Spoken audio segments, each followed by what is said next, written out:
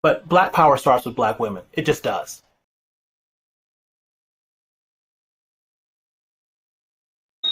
These angry, mad, opportunistic, lying black women. I have black mother privilege. And I'm going to start breaking that down for y'all. Because there is a privilege for me as a black mother. I'm not going to have the same relationship. My sons adore me. My sons will put their life on the line in a New York minute over me. My sons will lose everything they have over me. Over me? It ain't happening. My sons will turn on their father over me. Over me? So when you ask me about my black sons, the relationship does not correlate the same to what I'm saying about black men.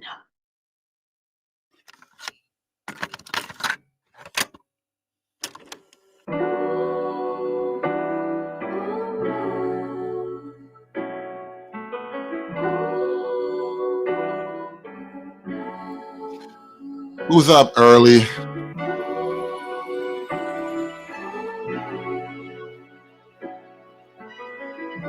Who gets up at the crack of dawn? I think I'm entering my old man era, where I just wake up at random moments of the day and decide to get work done, because what else are you going to do when you wake up early and there's nothing going on? Hit that like button for me, guys. Welcome to the show. Welcome. Want to review some content while I'm up and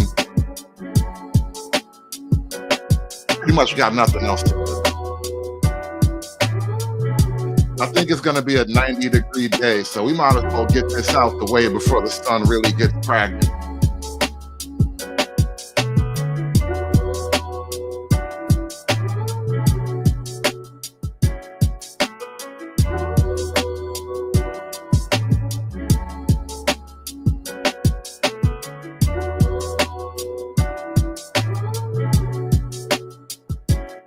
And shout out to the risky ladies. We're gonna call them the risky ladies today. Shout out to all the risky ladies. I've been keeping my eye on what I've been calling the co-ed manosphere, because that's what you've done to the manosphere at this point. You fought at every turn to make the manosphere a female space, and it is now. And thank you. Thank you for making the manosphere a female space. You know, I never asked for it, but this is what it is now. And so now that we're here, I want to take an honest, objective look at the women of the male space now. These are the women of the new co-ed manosphere. And apparently the women are tired. Black women are tired. That's what they said.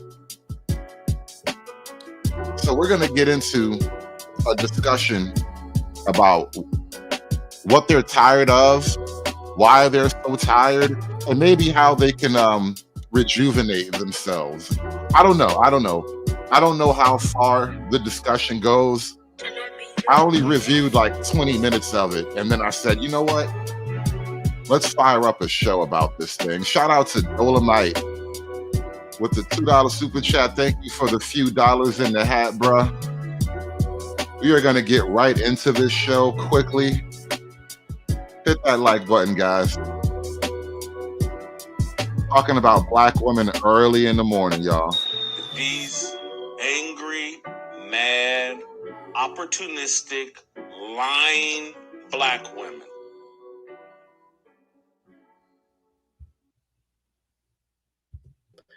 So, love, what does women being quote unquote tired mean? So the premise of that, it can go a lot of different ways, but you know, this is the Woman's POV podcast. And so from our perspective or our point of view, you know, we're just tired of being misunderstood. We're tired of being misrepresented. We're tired of talking and trying to communicate. And it Now, right off the bat, my lived experience has told me that Black women with aggressively short haircuts and flared glasses, like glasses that have extra flare to them, that is usually the haircut alone tells me that you're an aggressive Black woman who's difficult to deal with. The glasses and the giant dangly earrings only reestablish that pattern recognition for me. I know just looking at you, I'm not going to enjoy interaction with you. The really short haircut thing, something happened to Black women in the 90s. A lot of the aggressive type of Black women, they just cut it all off. They went damn near bald on purpose. And it was like a sign, a warning to men that I am battle ready. goes in one ear and out the other. We want to be understood. We want to be heard. We want to be seen. And those things aren't happening despite our best efforts. And so we just get tired sometimes. But we keep on going. So you think that women are truly giving their best effort? Majority, yes. I feel like she knew she was lying when she said that. And she had to take a deep breath and get that lie off her chest. Mm-hmm. Dana, what you think? I'll be honest with you. I really didn't know which direction we were going tonight, so I made a list of shit that I'm tired of as an individual. But in the spirit of defining what it is generally that women are tired of, I think Love hit the nail on the head. But I think we're just tired of the fight, of the gender wars, of the going back and forth, of being told that we don't know what we're talking about, or being made to feel like we can't make intelligent decisions for ourselves. And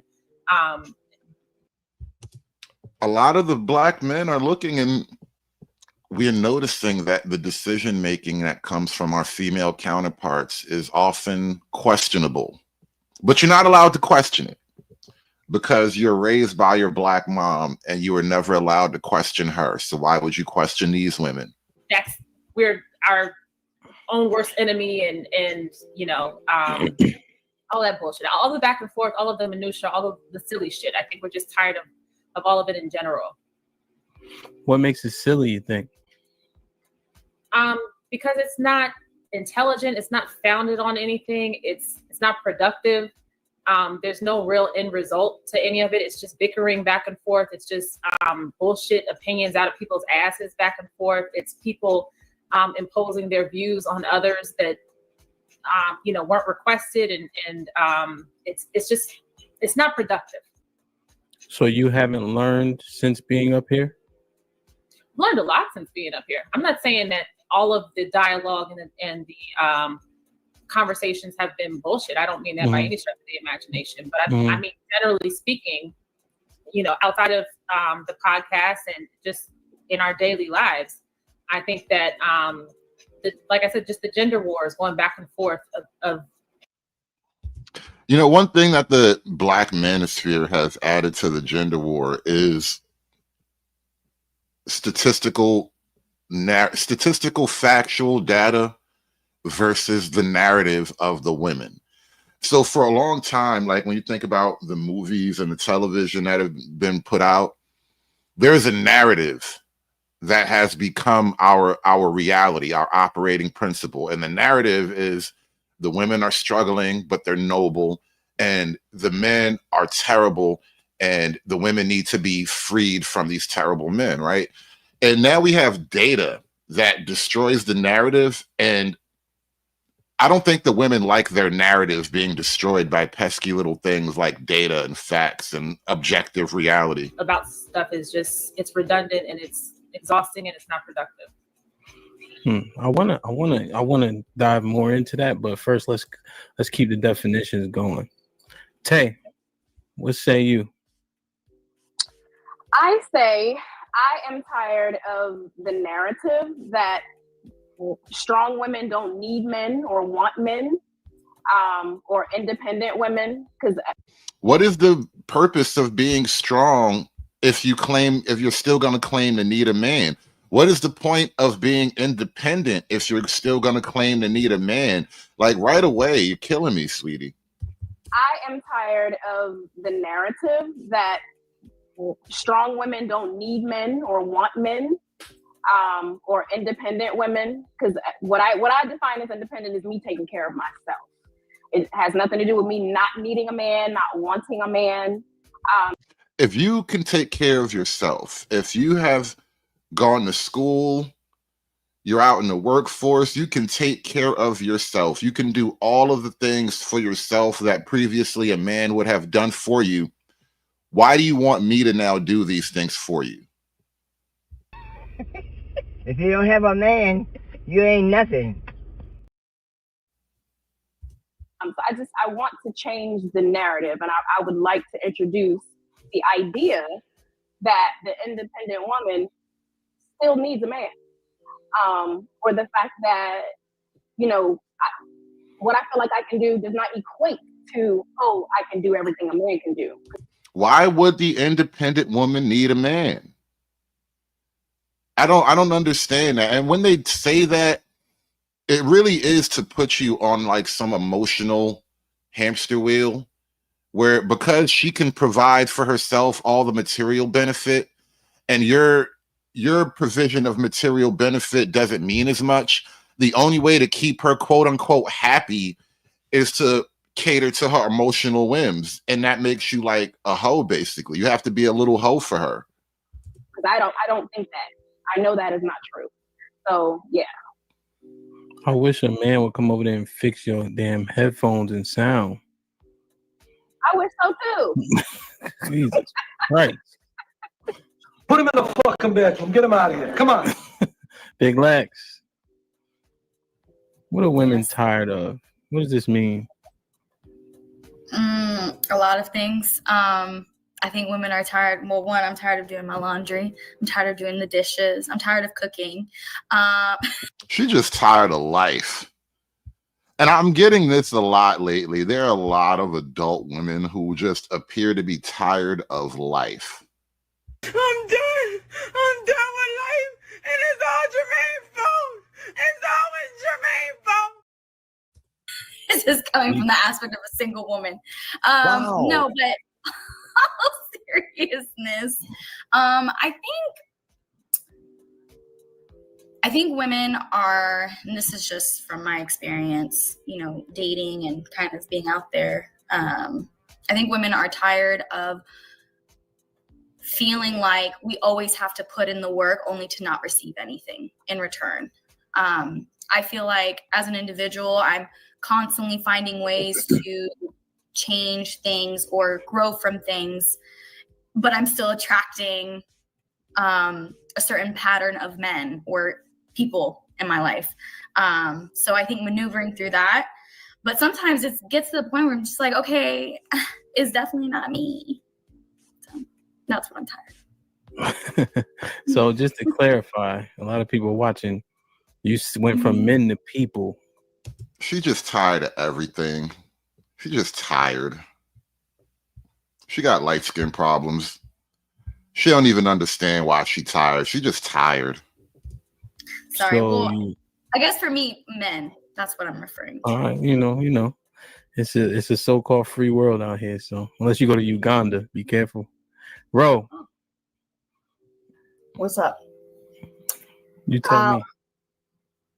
I think I'm tired. No, I know I'm tired of men not having any intentions. No intention to learn about me. Ro is over you niggas already.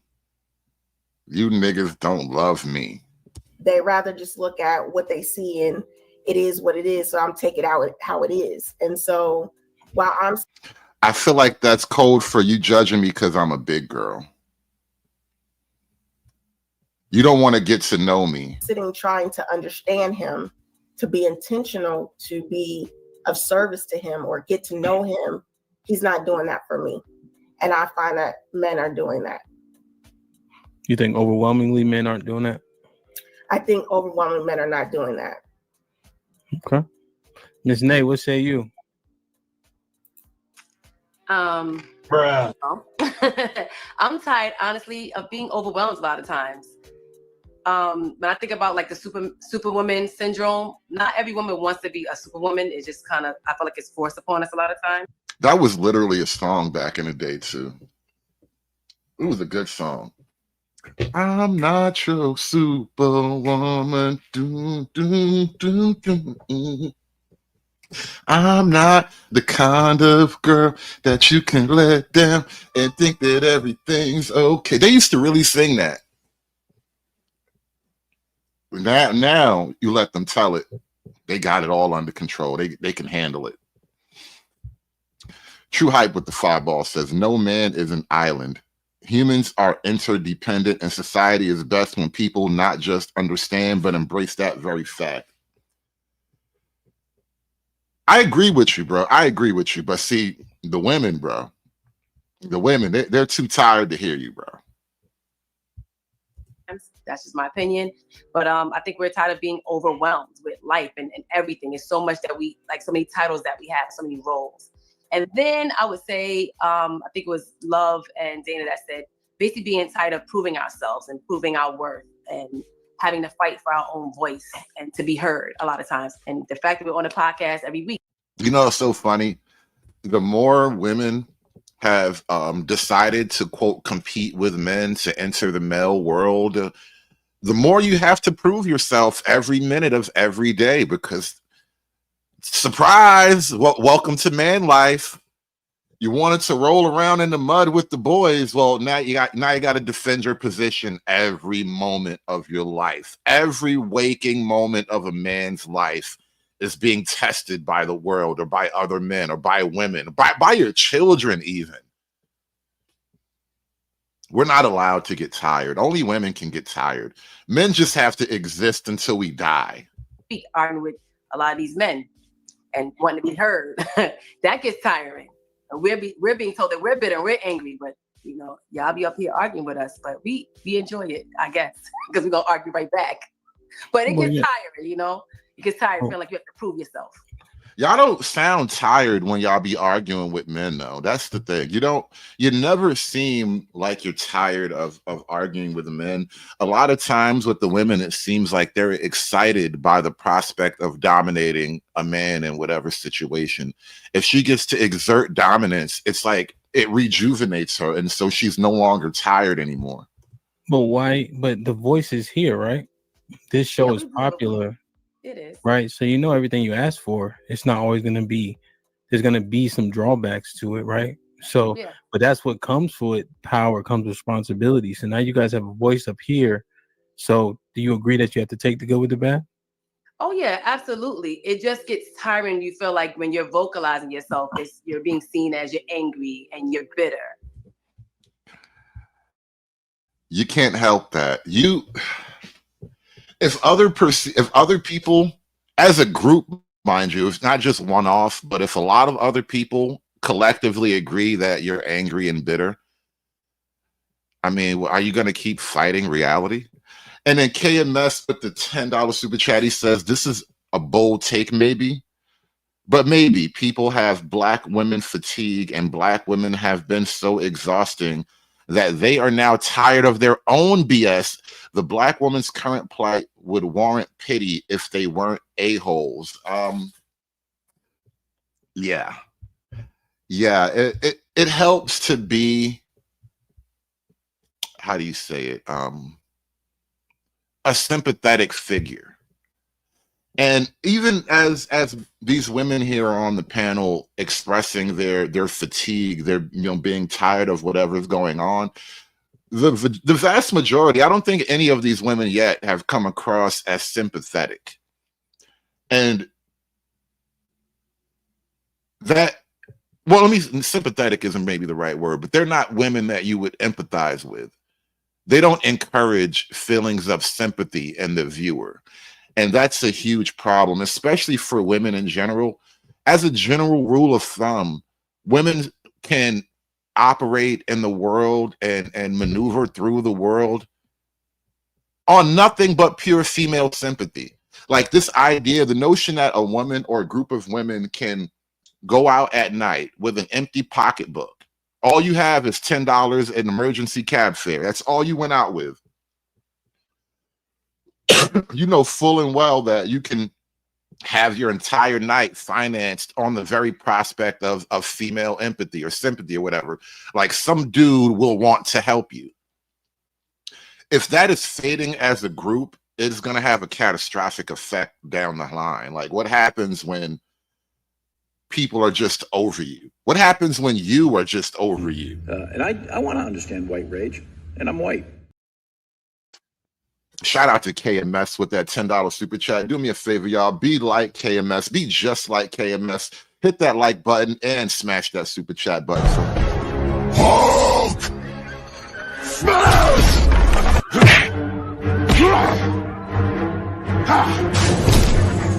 Smash you! Yeah! You make Hulk angry. You not like Hulk angry. Hulk no like fighting girls. Now they did a fairly long stream. This is over 2 hours of content, so I'm gonna like get through their intros and then maybe skip ahead a couple of different points to just pick random spots of conversation here, because I already know this is a fruitful valley we've just stumbled into right here. We're just expressing ourselves the same way men express themselves, however you guys express it. But I think that can be tiring when you feel like, okay, you have a voice and you're using it, and now you're being told that you're angry and you're bitter and argumentative. Aren't we used to that? Are women used to that, or just in general? I mean, you know, there's some stereotypes that happen, and I don't think we run in the victim Olympics up here. I can just tell you from body language, this lady right here and this lady right here, the two ladies on the far left at the top and bottom of the columns, they look like the most standoffish. Like this lady down here, ironically named Sis, she hasn't smiled yet. I haven't seen her crack a smile. I haven't seen one tooth. I don't even think I've seen her change her body position. She's just been frozen in anger the whole time. And you just learn to expect combat. I think we understand, you know, where we come from and how much we've gained and all of that. Mm-hmm. But if a black man gets passionate, he's often called aggressive. Same thing with black women. But you guys are called what, like sassy or whatever the case is. So aren't we used to that being like mischaracterized? Yeah, we're tired. We don't want to be mischaracterized. We just want to be able to vocalize ourselves. Again, it's not totally on you to be the person who characterizes your own actions and intentions. Because we live in this world with other people. We live in a society. And again, if the vast majority of other people say that, you know, black men tend to be a little bit hyper violent, black men tend to get a little bit physically aggressive, bouts of spontaneous physical aggression are associated with the black male reputation.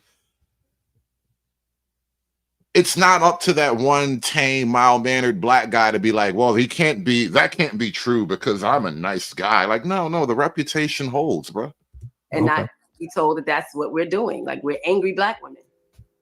Gotcha. Sis, what does women being tired mean? You said, what does women being tired mean? Yeah, scrolling. Oh, that you were doing definitions. Okay. Women being tired, I think black women being tired is a sub within itself. I mean, our expectations are so high. You know, you look, black men take one look at us, and if we have a assertive opinion, we're looked at. Well, guilty. I looked at her and I made a judgment just based on her body language. I saw her and I was like, nah, I don't want to fight you. As masculine, which is the weakest thing I've ever heard. I just want black men to go, I'm tired of them not making their choice and just sticking to it and staying over there. We don't need to be compared to anybody. Baby, I feel like you need to get some more internet. You got to up your pixels. Your internet's lagging. That's what I'm tired of overall. Okay, that's actually kind of a good segue. So what I want to do is I want to approach some things, right? And I phrase the questions how I phrase them. I'm not about to amend them now. But what I want to understand is, how can we dispel some of this, if at all possible? Right? Because most time we talk about relations with men. I think that's what we're getting at, right? Sis kind of hit it. So, and shout out to DJ Hant, trying to help the women correct their reputations. Nigga, it's nothing you can do. This is not going to do the job. I promise you. This is only content. It's not going to actually solve anything. But, you know, niggas be trying. Niggas be trying. This is why I called it the new co-ed manosphere. This is what the manosphere has become. Niggas that care trying to help the female reputation. Shout out to Scott with the $4.99 super chat. He says, could these type of shows be an indication they're trying to self-correct? How is it self-correction if they need DJ Hant to hold their hand and walk them through the conversation? I don't think they can self-correct, Scott. That's really the problem. The women can't self-correct, and the men have to be like given the tools from like a legal societal standpoint. Men have to be given the tools to allow for the correction. But I just don't think that they actually can self-correct. It's difficult. Most of them won't be able to do it. But shout out to Scott, man. Thank y'all for supporting the show. Hit that like button, y'all. I need that money. So I phrase the question, but teach us how we can learn, not do these things, stop doing these things, or better understand why these things are done. Does that make sense? All right. Let me share my screen real quick. Like, share, subscribe, hit that like button right now if you can. That helps the channel the most. If you know anybody that want to learn something, please send them the link. It is worth it. I'm telling you. We do Tuesdays, Wednesdays. The podcast is released on Apple every Monday at 5 a.m. and we send out 4 clips a day. We working. You feel me? Didn't BGS used to do this like 5 years ago? Didn't BGS have a version of this? It was Black Gnostic for women.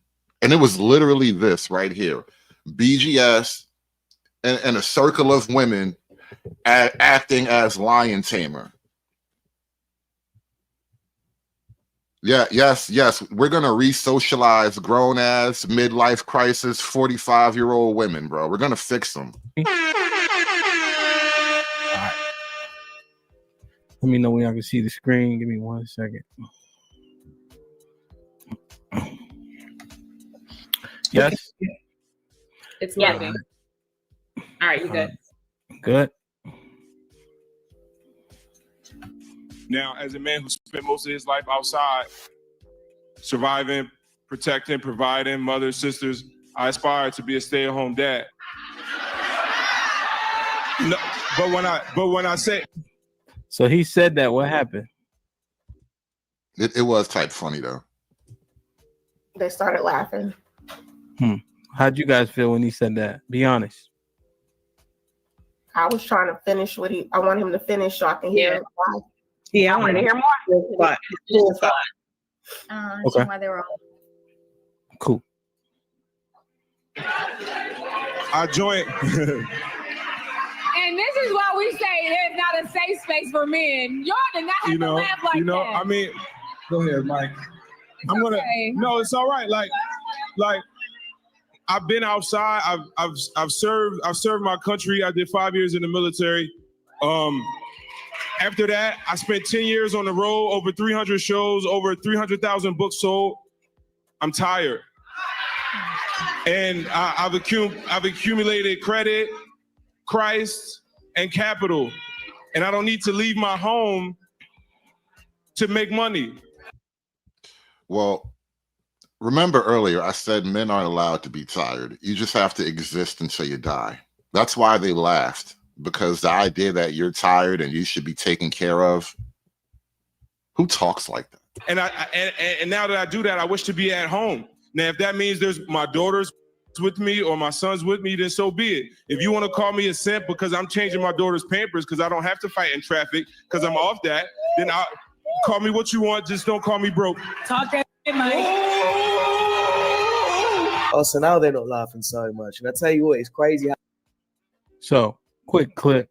Shout out to Araco TV. He does compilations of like, you know, men kind of like checking women in this type of way or putting them in a place or fighting back, whatever the case is. So when I watched this video, I heard the laughing, right? But oftentimes up here, and we have to be honest, men come up here, right? And it could be because of what's happening in the comments. I want to be fair. But it often feels like, it often feels like when somebody comes up here and says something we don't like, we start trying to kick their ass. Like, for instance, Mr. Kevin don't be saying nothing rude in the comments. Using him as a tangible example that you guys can remember. He talk a lot. You know who the hell I'm talking about.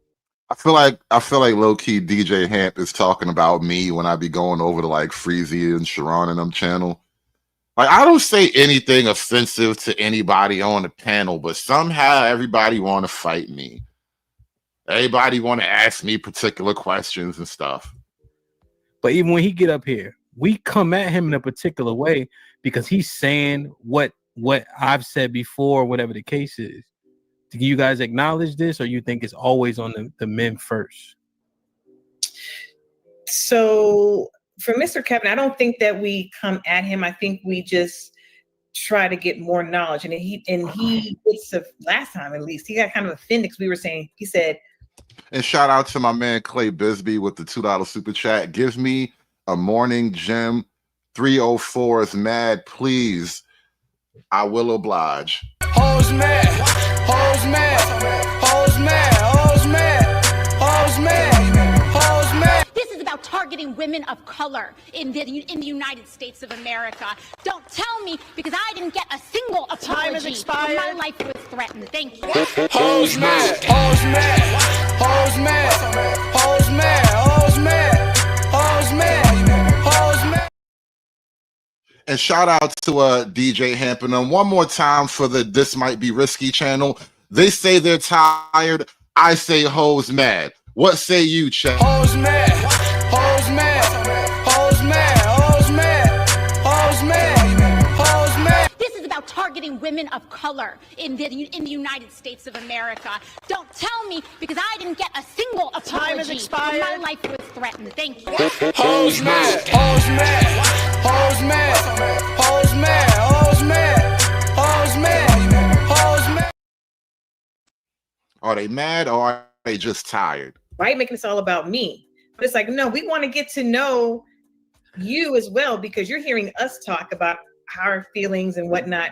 He came up here trying to give advice, but it's like, well, let's hear some more about you because people have to understand too, they sometimes come at us as if they have all the answers and that we don't. And so if we're asking probing questions because you came up here, you opened the door up, what's wrong with that? So I don't think we ever disrespected Kevin. Mr. Kevin. I don't think we've ever done that. All right, so let me just be honest, okay? There's a way in which you ask probing questions. You can be condescending, right? We can ask questions in a lot of different ways, right? So let's be honest right here, right now. I'll be honest. I'll be honest, Ham. I did. There were some questions I'll ask him, but then when he starts to get long-winded, I kind of feel like I may have gotten sarcastic with him a few times because at this point, you asked the question, we answered it, and then he's going into this slow mode of conversation. And it's like, okay, well, let me break it up real quick so we can move it along, and he don't do it. And so, and I'll say this because I'm a communications major, so I tell people all the time, I've had to learn how to talk to people, how they take in communication, and I had to put him in the fucking bedroom. Get him out of here. Come on. I'm sorry, bro. It was you and all the football players in there. Y'all didn't learn a goddamn thing. She got her degree. Bro,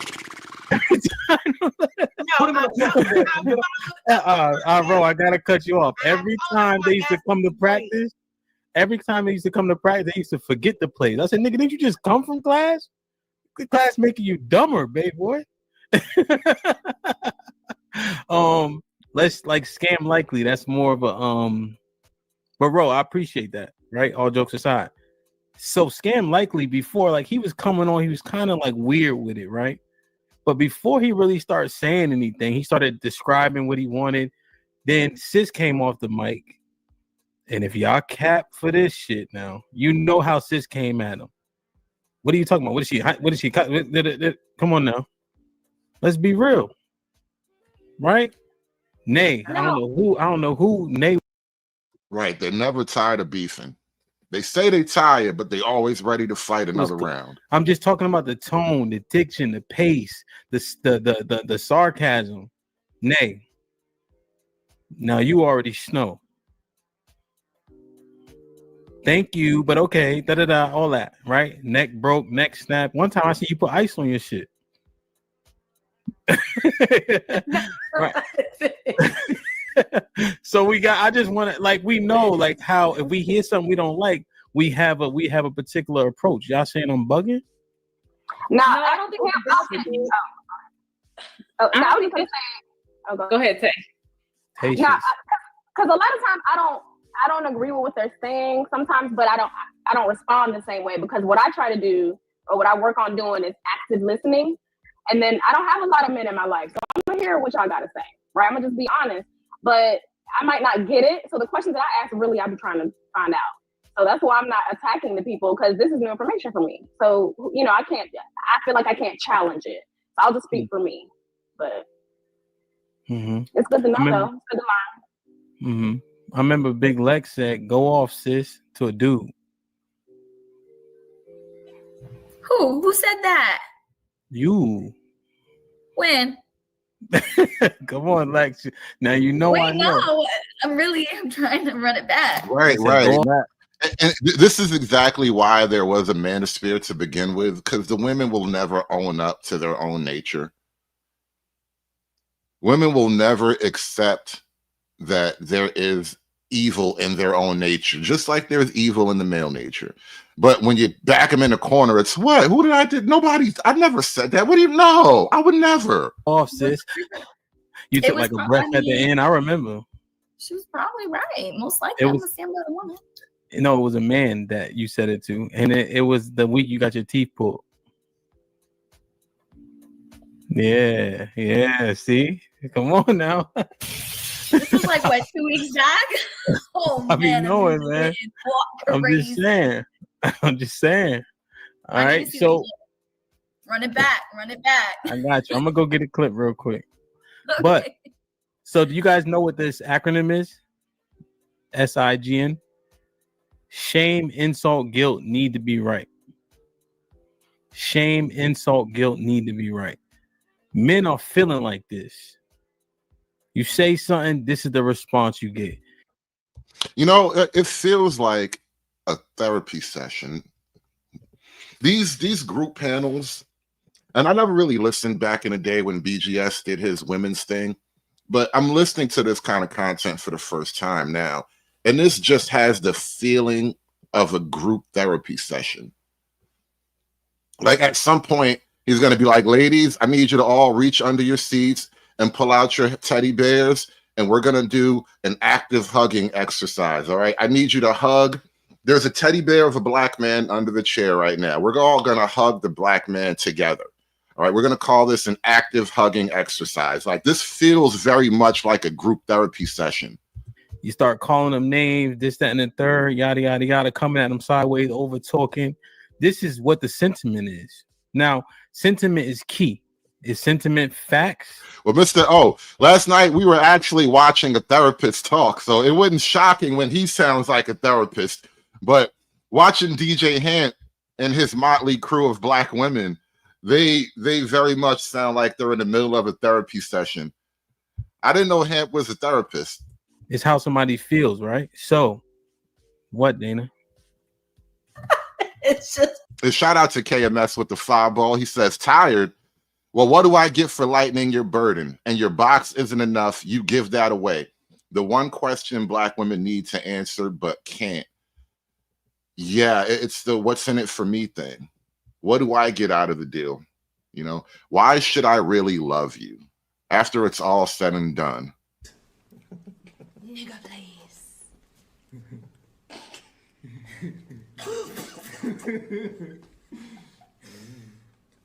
Serious. Fucking laughable. Okay. They come up here calling us bitches every other week. No. We're Disrespect the condescending tone, and now some niggas want to get their motherfucking feelings. Are you kidding me? no. You lost. I wasn't trying to interrupt, but it was absolutely laughable to me. Well, I mean, we can skip this one because if we're saying this, I'm sorry, because I want to say something about this, because when you brought I didn't up even finish, right? no, but the example about Sis and Scam Likely, I wanted to address that because I'd have to defend Sis. Did she just bully you? Did she just punk you? About Sis and Scam Likely, I wanted to address that. I didn't even finish. Right? Saying, did she just punk you? I knew it when I first took a look at this chick. Love is Risky with her combat haircut and her aggressive earrings. Those earrings can actually double as a weapon. She can stab you or choke you with those earrings if she needs to. She can put them together and make some kind of handcuffs out of them. Those are tactical Keisha bangles. I do not trust her. I'm sorry, because I want to say something about this, because when you brought I didn't even finish, right? No, but the example about Sis and Scam Likely, I wanted to address that because I'd have to defend Sis.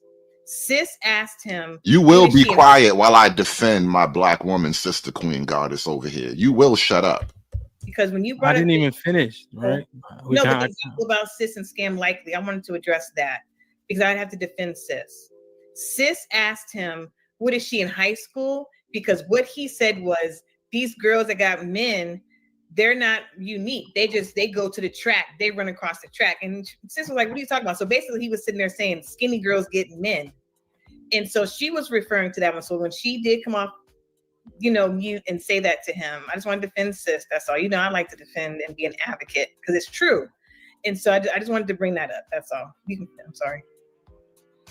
I mean, we just wasted about 15 seconds. But you can have your little show back now. I did what I wanted to do. I got it off my chest. You can have your little podcast back now. You can talk on your little microphone, your little DJ nigga. Yeah, he was just saying that she was in shape. Sis hit him with the honey bun because Sis is smart as shit and she knew what he was saying. Nigga, what are you talking about? Is she in high school? And then she started making them faces. I've been seeing her face like that since I was 3 years old. I know what she was doing. Running track. Okay, it looks. Get this out of here, man. I'm sick of her shit. So now look though, like, but that's what happens. What Dana wasn't doing it to me. You know what? I think I'm gonna take it back. I might have misjudged Sis's energy. I think it was because her low quality camera. The camera was making her look like it was resting bitch face. And all that was just lack of pixels. If she had a better camera, it would look better. She probably doesn't even look as combative as the camera is making her look right now. The camera adds like 10 points of attitude. Right, but as soon as I started trying to articulate the thing that we need to try to dispel, she busts out laughing. She never laughed that hard. But this is what men are feeling. And then all you're going to get in the comments is, see, you just proved the point. But it has to matter if we're tired because we don't want to continue to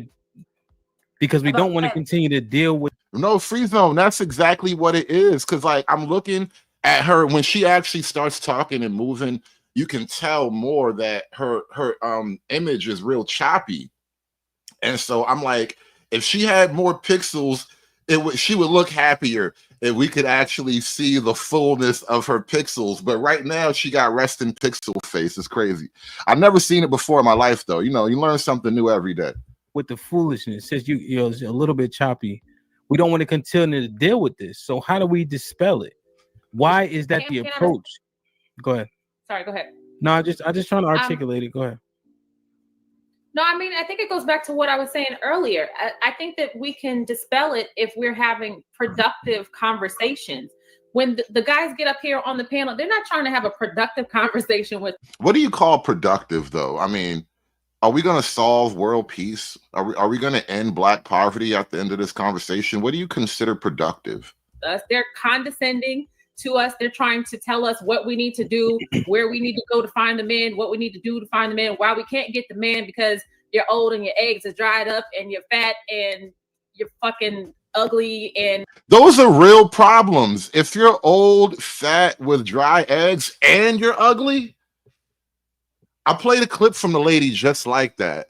All right. When we were talking about the female loneliness thing the other day, the very first video was an old, fat, unattractive black lady who probably had dusty eggs.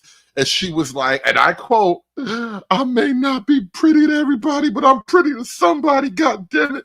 And she just knew she was going to get her a man. And she's still out there looking. And I'm just saying, these things matter, man. If I was, you know, crippled and decrepit and broke and dusty and all of that, nobody would hesitate to point out my flaws. And all this other shit. That's not a productive conversation. You Scam Likely came up here talking crazy.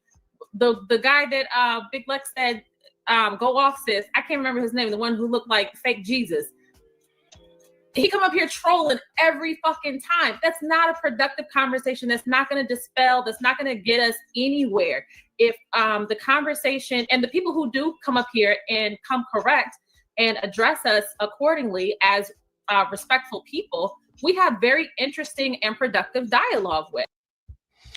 Shout out to KMS with the 5 ball. He says, rhetorical question. Do they know the problem is them and their pride and nefarious nature causes them to project, or are they really this effing obtuse? Yeah. It's back to that earlier question about self-correcting. And this is why Hamp is here as the lion tamer.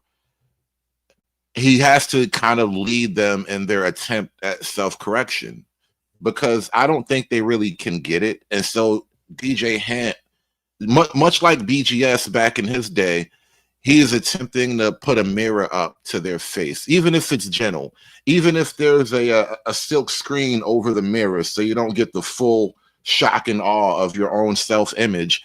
But he's attempting to hold up a mirror for the women to at least handle it. And there's another half to that, another element to that, which Free Zone, they might know and totally not care. And I tend to lean a little bit more in that direction. Not all of them do know what's going on, but some of them do understand just how evil they are. And they don't care. And they're totally gaslighting. I think it's like 45-65. But that other bullshit, that's why it's so funny to me, because it's not meant to get us anywhere. Wait, those numbers are wrong. But you know what I mean. It's about 45 to 55. Something, I think it's 55. 45 to 55. Yeah, a lot of them know, but most of them are ignorant. Or to advance us or to gain understanding from one another. It's meant to troll. It's meant to get likes. It's meant to get follows. It's meant to... Scam Likely came up here and said, I'm just going to troll y'all. What the fuck? And now y'all butt hurt? I don't want to hear that shit. That's whack to me. And I think that's not what we're talking about. If we're talking about real conversations, if we're talking about real shit, then we can get somewhere. But that's not what is happening here. And the narrative that these men... They really think there's a somewhere to get. And that's kind of troubling. There is nowhere we can go. We can talk about it at length. We can describe the problem, but like, where are you going to go? Are you going to stop voting? If we get off this panel and I lay out every single problem, are you going to never vote again because women have been voting us into a hole? Right. Where are you going? What do you expect at the end of these conversations? Men who come up here are offended is just beyond laughable to me. So they can go to hell with that shit. I feel like I'm gonna skip this because I see that it's focused on. I try to use tangible examples so we can be on the same page, but now we're just focused on those examples. Hold on. And I was hoping that you guys can help us understand why we feel like that's the approach. Instead, we're saying we should approach like that because of how they approaching us. You have to take them as they are, Hamp.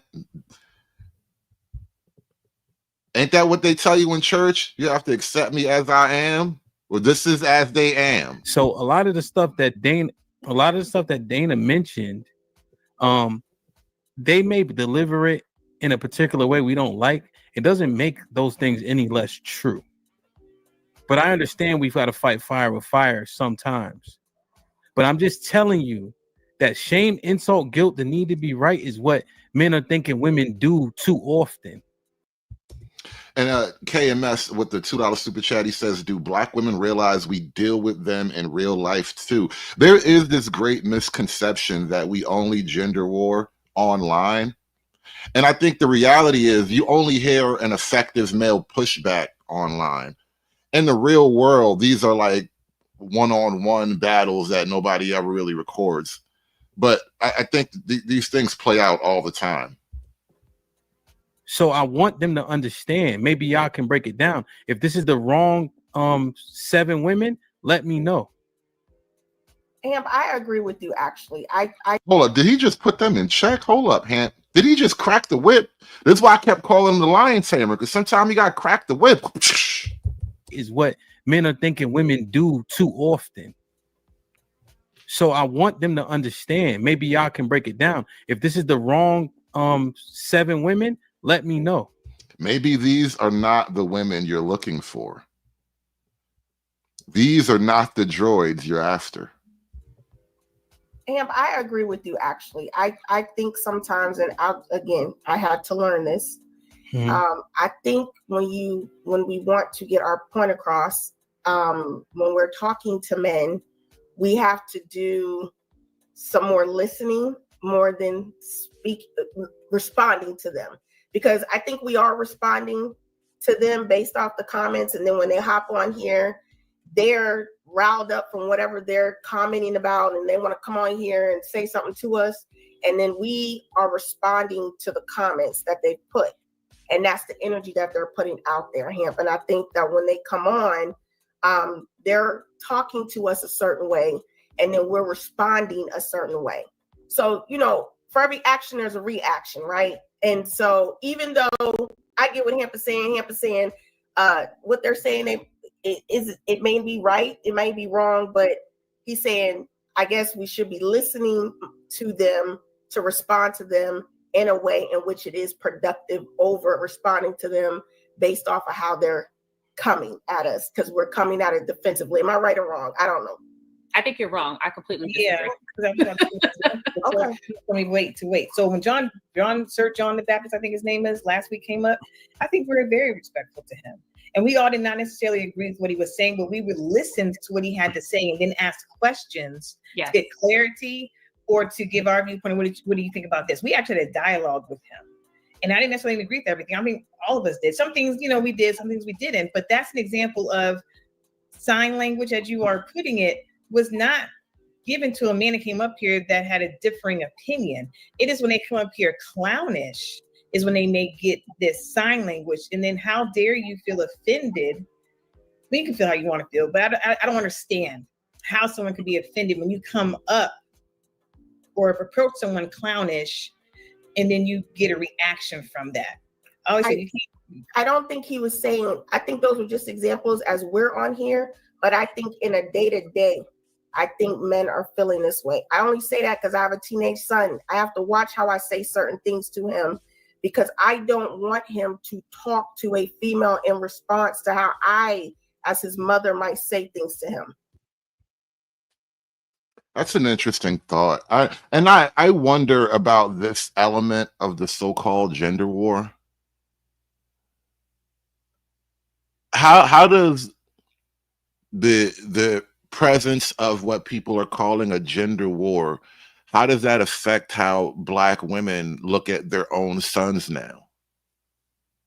Because it was a couple of years ago when I noticed it was in my own life that it became apparent to me that younger kids have sort of picked up on some of this language and have adopted some of these ideas and concepts. And so now if you're a mom and you got a 12-year-old boy and he's an Andrew Tate fan or something like that, like, how do you now look at him? How do you now relate to him? Do you try to neuter him or try to massage his opinions about women or whatever. Like, it has to present a weird conundrum for women, right? Because before, you'd have been like a single mom alone in the house. Like perfect example, I was talking about yesterday with Essence Magazine.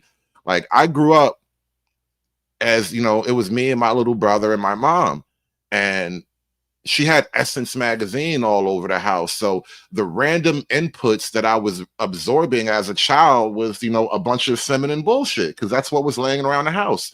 And so now we have this online discourse that is penetrating that bubble of feminine bullshit that you're trying to raise your son in. And I wonder what effect that's actually having. Shout out to KMS with the $2 super chat. Shout out to KMS with the $2 super chat. He says, "Talk to me nice as I belittle you, Ninja." BW Creed. Yeah, I was always bothered by the talk to me nice era. What's wrong with you? What's wrong with y'all? You niggas are crazy.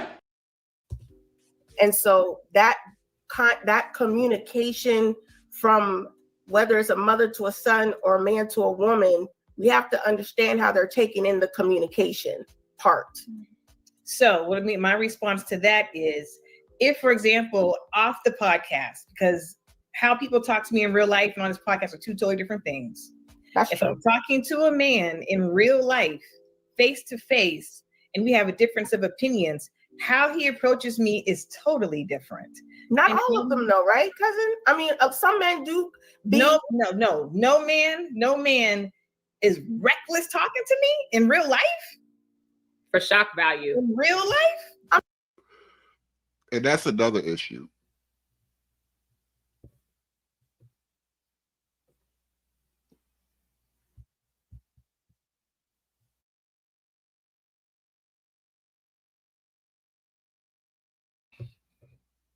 Not enough black men have cursed out black women publicly and then been backed up for it.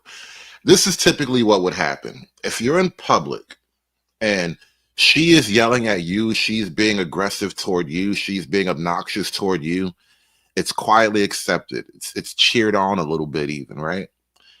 If you have that energy toward her, you're automatically seen as a threat.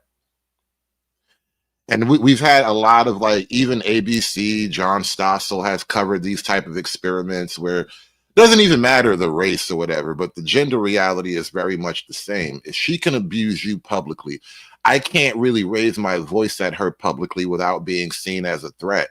And so, because not a lot of black women have ever been talked to crazy by a man, they get to act as if they're always right. And when it ever does happen, you get protected by these invisible layers of social and legal protection. So now it creates this imbalance where she gets to go off and it's righteous, but when I'm never allowed to righteously go off.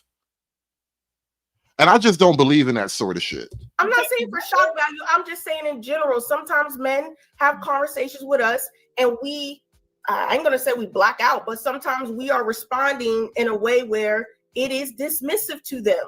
I don't. I'm going to tell you, I do not. I always ask the question, so are you saying, I want to always repeat myself. So what I heard you saying is, I do those kind of statements. Right. And somebody might take that offensively. Somebody might take that offensively because of, it sounds, it may not sound, offensive to you, but they may take in communication and be like, why is she talking? You know, and it's an unfair point for men to bring up because it doesn't really do us any justice when we're having these conversations. But I talk about this all the time because I talk about these kinds of things. But KMS points out with the $5 super chat, 95% of this gender warring is one faction talking insanely reckless and the other faction not being able to throw the reckless faction through a wall. Like, honestly, we could have ended the gender war on day one if there wasn't this thing called the government. But there is no gender war without a welfare state. You cannot have anything approaching a gender war so long as you don't have a welfare state. You need a welfare state. You need artificial provision. The minute women have artificial provision, the minute women can provide for themselves apart from the male role, which is the natural order of things, the minute they do that, gender war. You ever been dating a chick who ain't have a job? And the minute this bitch go get a job, she thinks she can talk to you funny. It's like, you've been a bum ass bitch for the last 8 months. Don't get your first paycheck and start acting all brand new now. I swear to God, the minute they get a little bit of extra money, the minute you have a welfare state, boom, gender war. Kind of makes you think, huh?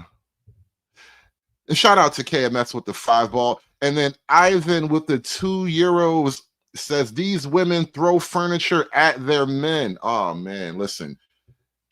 You haven't graduated man school unless you can completely disarm an angry black woman. It's a training course. I can't tell you exactly who provides it, but there's a training course. You have to graduate. Your life is really in danger. To me this way, asking what you meant, and I'm hearing it this way. Did you mean it this way? That's communication, ensuring that is communication, but it is also talking to them. Sometimes when we talk to our kids, we talk to them the same way, and that might come up.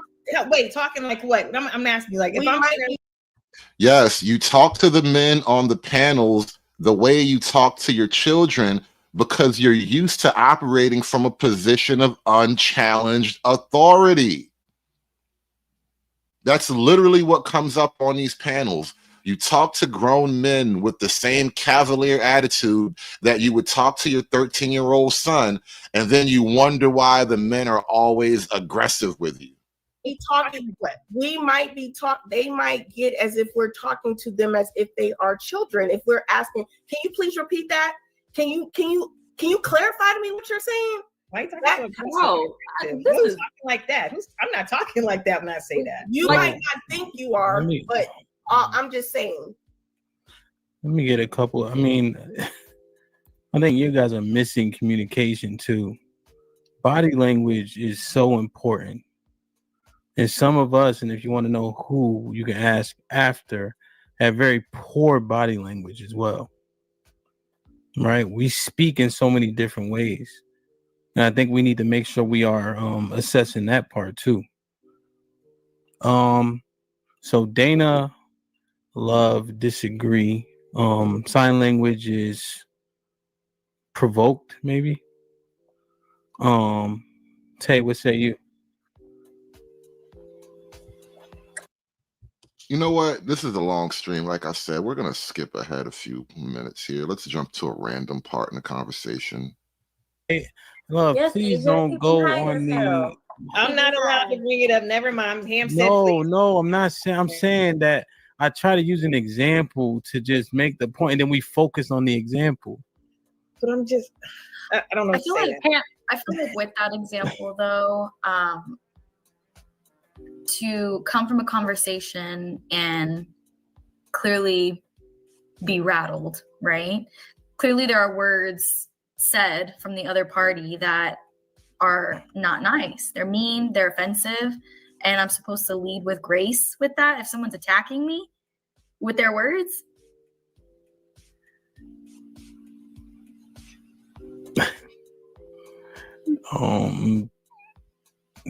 Say that last part again. I think I got what she meant. It sounds like. See, she got that light skin privilege. She just be opening her mouth, saying words, and dudes be giving her stuff. She's not used to really making sense to people. That's what the men want you to do. I feel like some people come on the panel, right? And with it bad intentions? Bad intentions, or just ready to get off whatever they want to say. And I'm supposed to answer that with grace after you just ridiculed me. You've used your words to attack me, to down talk me. Like, I'm supposed to lead with grace with that. Hey, Lex, that's not. I'm saying that Lex, read this for me real quick. You know, and shout out to Dick Doug with the foul ball. He says, ever explain something to them and they go, what are you talking about? They know, but it's done just to have an attitude. And the one thing I will say I appreciate about these type of these co-ed manosphere spaces is that if you actually observe, if you watch them with a critical eye, you don't really need a lot of the manosphere propaganda, like they want to call it. You can just look at them in all of their glory and see how impossible this situation is. If you just pay attention to them, it will become apparent how impossible it all is. And then KMS with the foul ball, he says, I'm not dismissing the level of skill in tennis, but ultimately the player with the stronger forehand and backhand wins the match. Men can't play tennis. I don't know what you mean by men can't play tennis. Men dominate the tennis world. Tennis is one of the few female sports I kind of respect, but a man will crush a woman in tennis every single time for exactly the reason you pointed out. I think you probably mistyped that last part, but thank you for the super chats. Shout out to Dick Thug and shout out to KMS. Be like Dick Thug and KMS, y'all. Smash that super chat button for me. Hulk! Smash!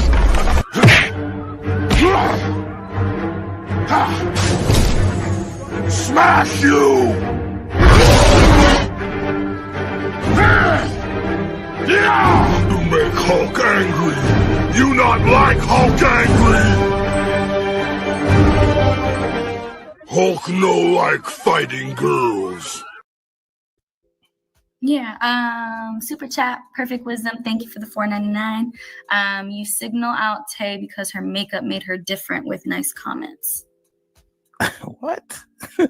There was a comment earlier in the chat where somebody was saying that Tay was full face makeup and men gave her a 7 or an 8 rating, even though they claimed to not like makeup, and the other women got a rating of 3 to 4 with no makeup on. So that was in response to that. They were saying they singled Tay out, not signal her out.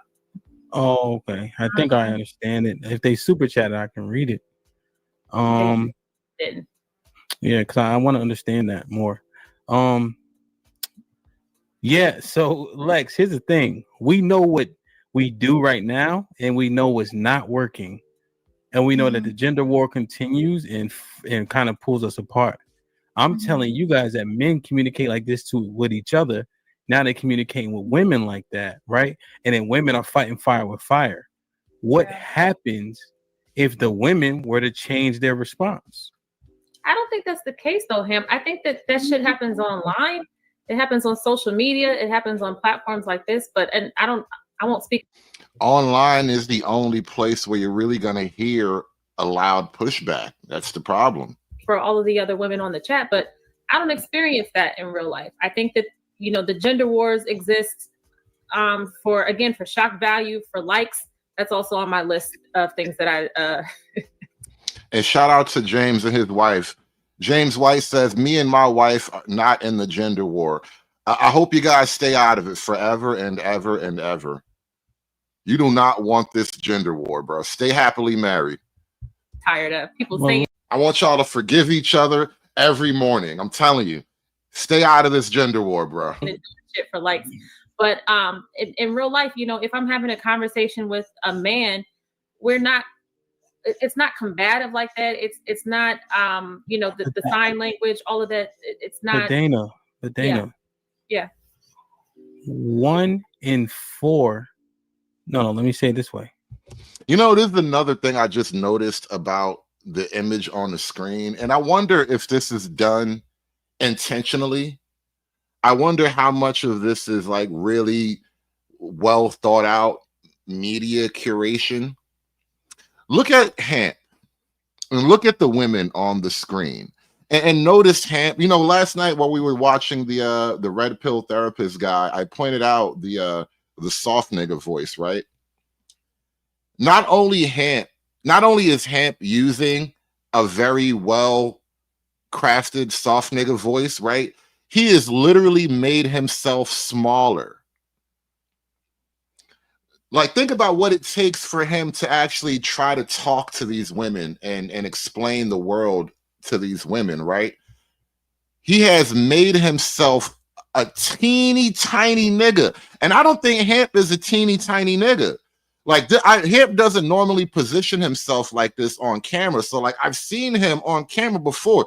He doesn't give off teeny tiny nigga energy like on camera, but right now in this moment talking to these women, he has made himself a teeny tiny nigga with soft nigga voice so he could talk to these girls. Oh, KMS says tennis is an analogy. Men can't forehand and backhand. Okay, well, if you had to put it like that, yeah, no fight out of me.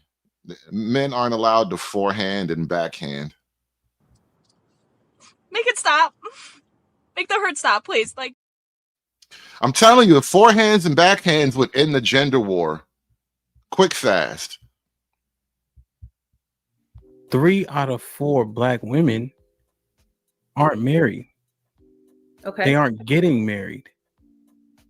We have the highest amount of single mothers. Black men were dating Black women at 87% just a few years ago. Now it's at like 82%. So I'm not saying it's all on you guys. I'm just saying that you're saying that it's on these panels, but you also may be assuming a lot of people go outside. You know how many people stay behind these computers? Right? Yeah. It's safer this way. I bet you people, you'll see it. Has this ever happened to you? You'll see a dude out and then he'll DM you later. Yeah, absolutely. Never had to say a word. Mm-hmm. Right? He might be just joking. Hey, Dan, and then you was looking good. Why you ain't say that, my nigga? I just seen you. Right? So apparently the female loneliness epidemic is real. Signs of it are everywhere. Like the fact that dudes are just noticeably not approaching. I don't think anybody ever envisioned how devastating that would be for the culture, for men to just stop talking to women. Like, what if that's how society dies? Because men just stop talking to women one day. Like, we just give them all the silent treatment until the lights go off. These computers tell a lot of the large part of the story. And I just think our marriage rates and the divorce rates and I don't know if what you're saying, I understand what you're saying, but do the numbers back it up is all I'm saying. I hear you. So can I ask you a question, Ham, real quick? Yeah. So you said men come up and they're finally talking, they're saying things, and then we react because they're talking to us like the other men. Can it be that? You know who's got to be struggling right now? The game bros, the pickup artists, you know, the Tom Cruises. Remember we watched Tom Cruise yesterday doing his game coach. You remember that? Hold on, look, let's go back to Tom Cruise real quick. These guys got to be struggling in this no contact environment. Call your so-called friend. You set a date. Let's say make it around 7:30. You call her on the phone. Yeah, those guys ain't making no money right now. The game coach niggas, they are not getting any money right now. It's just not. This guy. Not a lot of guys are paying money to learn how to be this guy anymore. Like, I gotta be this guy. And this is what I was saying. This is what killed me. This is how I red pilled myself out of this game coach stupidity. Because when I thought about the grand scheme of it all the effort and all the outcome for it, think about this for a minute. I have to somehow magically contort myself into this guy.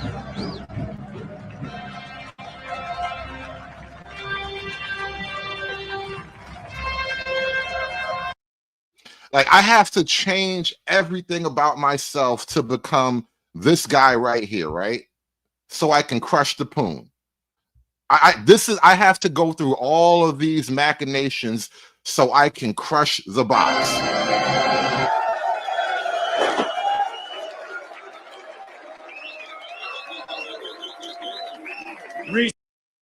Seduce and destroy, huh? I have to become this whole other character. I have to literally become a freaking furry.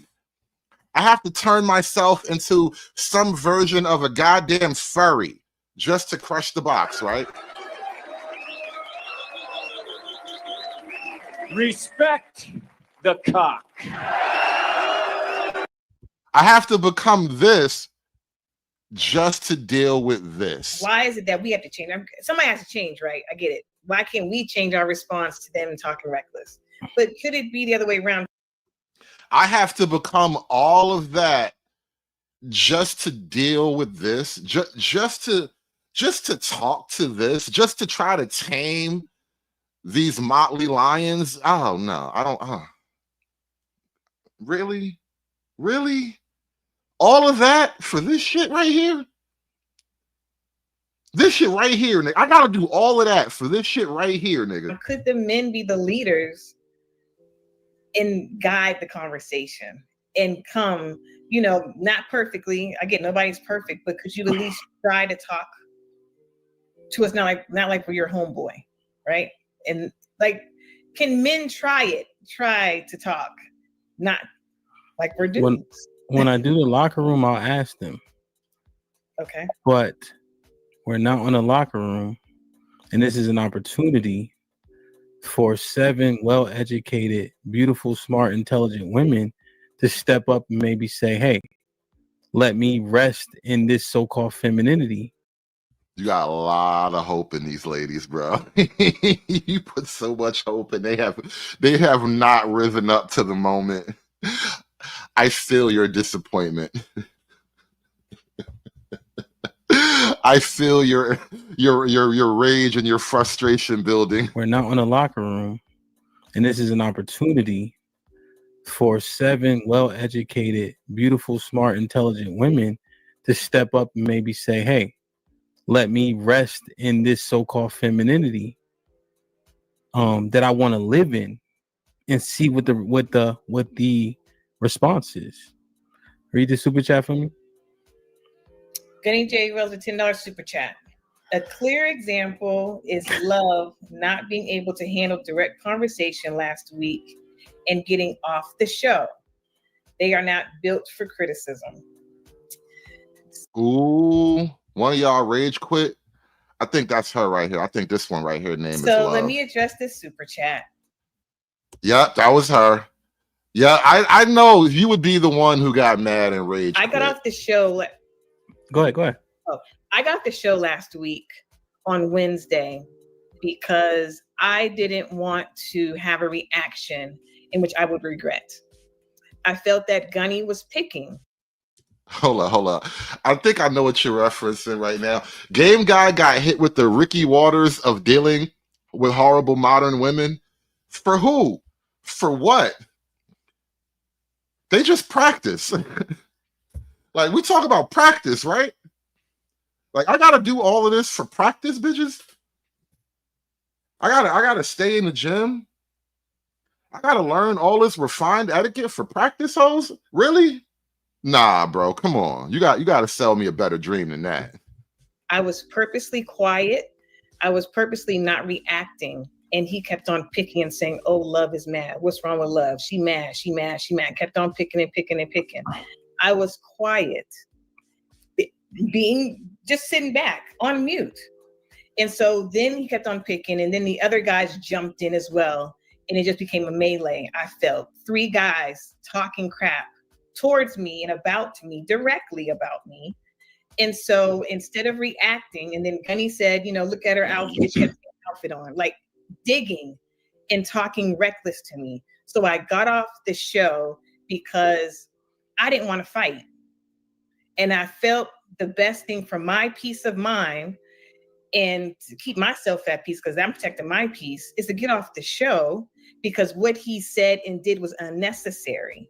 And it was retaliatory from the previous day, because we were fine the entire show. If you all look back at it, no issues. We were very agreeable. But when he saw blood, because me and him, that's what we do. Me and him just go at each other, whatever.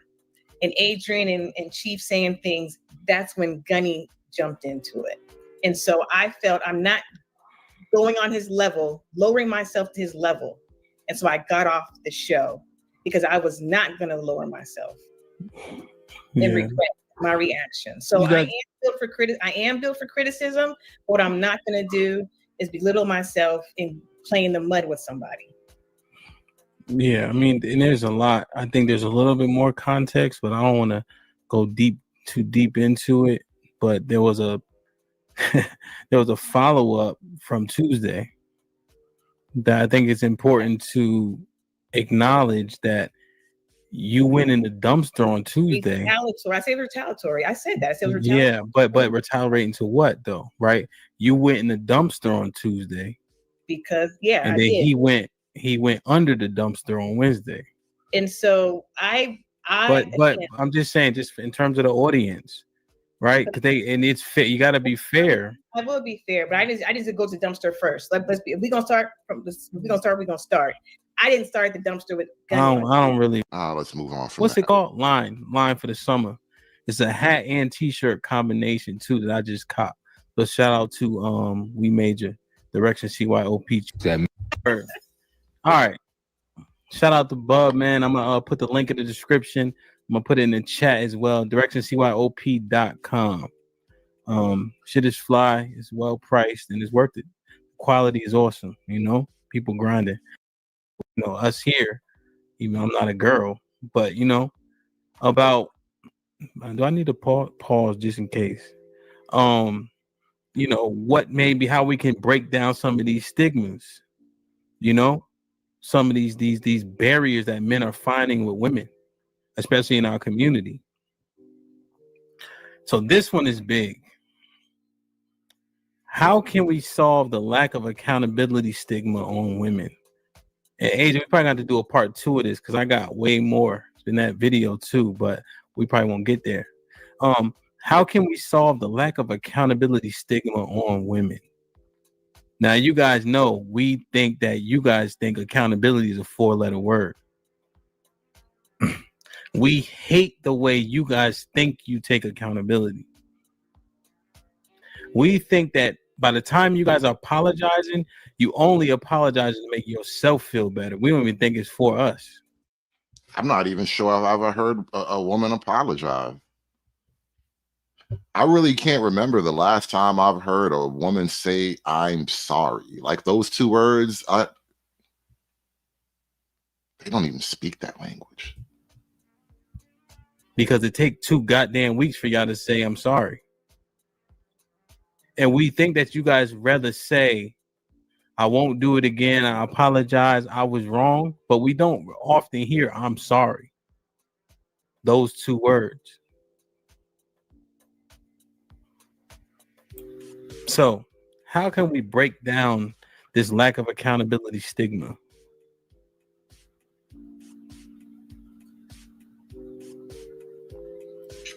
Did y'all ever hear "I'm sorry" from your mom? Us as a whole? Never. Not a once. Never, ever.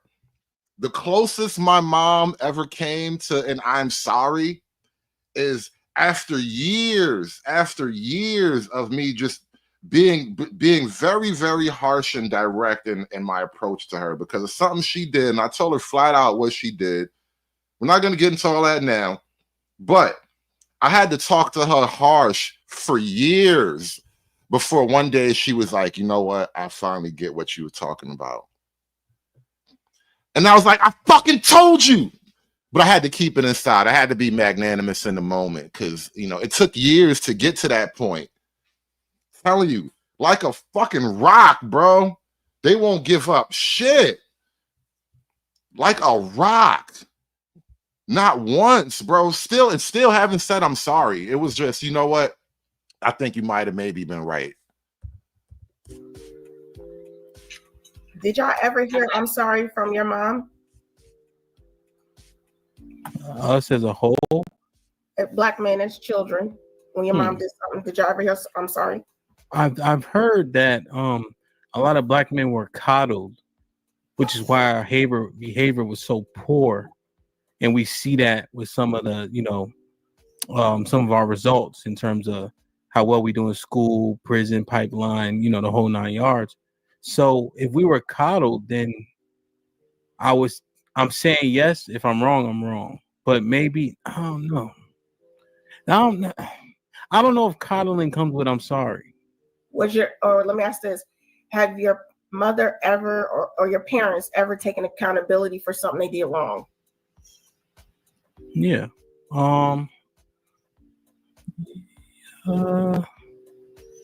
Because I don't think. Well, I think our parents in our age, I don't know. Maybe not. Right? I feel like you didn't even know. You didn't even know why you got in trouble, or you didn't know what the reason was behind it. Stop crying right after you get a spanking that never made a lot of sense. Mm-hmm. You know, as soon as you get hit, you gotta stop crying. Yeah, black mom will smack you right in the face and tell you stop crying, bro. It's an amazing thing to watch. You know, if you got, you know, with the sis, what we used to get, the cable cord, that motherfucker hurt, man. Good God, that cable cord, no joke. You be patting each other down. You got weapons. Whoa! I thought the extension cord was bad. I never realized. See, because maybe it's because we was in the projects. We ain't really have the cable cord yet. How you getting your ass with a coaxial cable cord? You understand the density in a cable cord compared to like an extension cord? You're getting up there to actual whips now, like an actual whip. A coaxial cable cord, like that should, like, it's literal fiber optic cable in there. Holy crap, you got slaves beat. A cable cord, my nigga, you got slaves beat. You might need to press charges, bro. With the sis, what we used to get, the cable cord, that motherfucker hurt, man. Good God, that cable cord, no joke. You be patting each other down. You got weapons and shit. So you got to stop crying immediately. But you need a lawyer, head. Y'all niggas need a lawyer, bro. That's crazy. How you getting hit with the coaxial, bro? Nah. You know them shits is even hard to cut through. Like, bro. What was the point for that? Was we weren't raised to take accountability. Generation X, millennials, we weren't raised to take accountability. We were self-governed, self-raised. Then you can look at that if you want to. We were self-governed, self-raised. We had to go in and do what our parents told us to do, regardless of asking any questions. If they did something, they did not apologize. They did not hold themselves accountable. And so when we're in these relationships, we are not fully holding ourselves accountable. And we are not holding them accountable. We learn.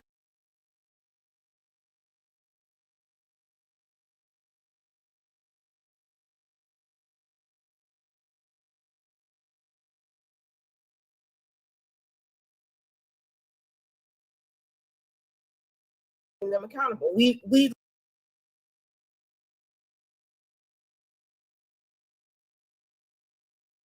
I'm sorry, I had to stop for a minute. I had, because Patrick State just made me, you almost made me choke on my blunt.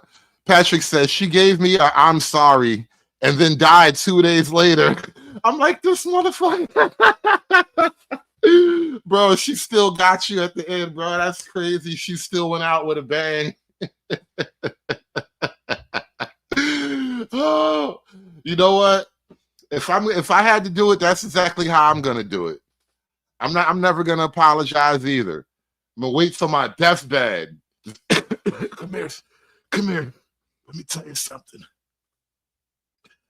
I'm sorry, a little pussy. I'm sorry, a little faggot. And then just die. Learn accountability as a life lesson. It's a response. It's not something that we just knew to do. I have to disagree. I think it's our parents and our grandparents, that the older generation, that is not accountable. I think our generation, like us here on the panel, I think we are in that age group where we're trying to break those generational cycles, and we're the ones that want to be accountable. Well, that's what I said. Self-reflection. That's what I said. It's a life lesson. It's a life lesson, learned lesson. It's not something that was bred and put in us as children to do that. We didn't get that way until we started experiencing. SKC, and shout out to SKC. Are you telling me, SKC, that your coon elders never beat you with 12 inches of coaxial cable? They never punished you with a coaxial cable? You never got a slave whooping? The coon elders never slave beat you?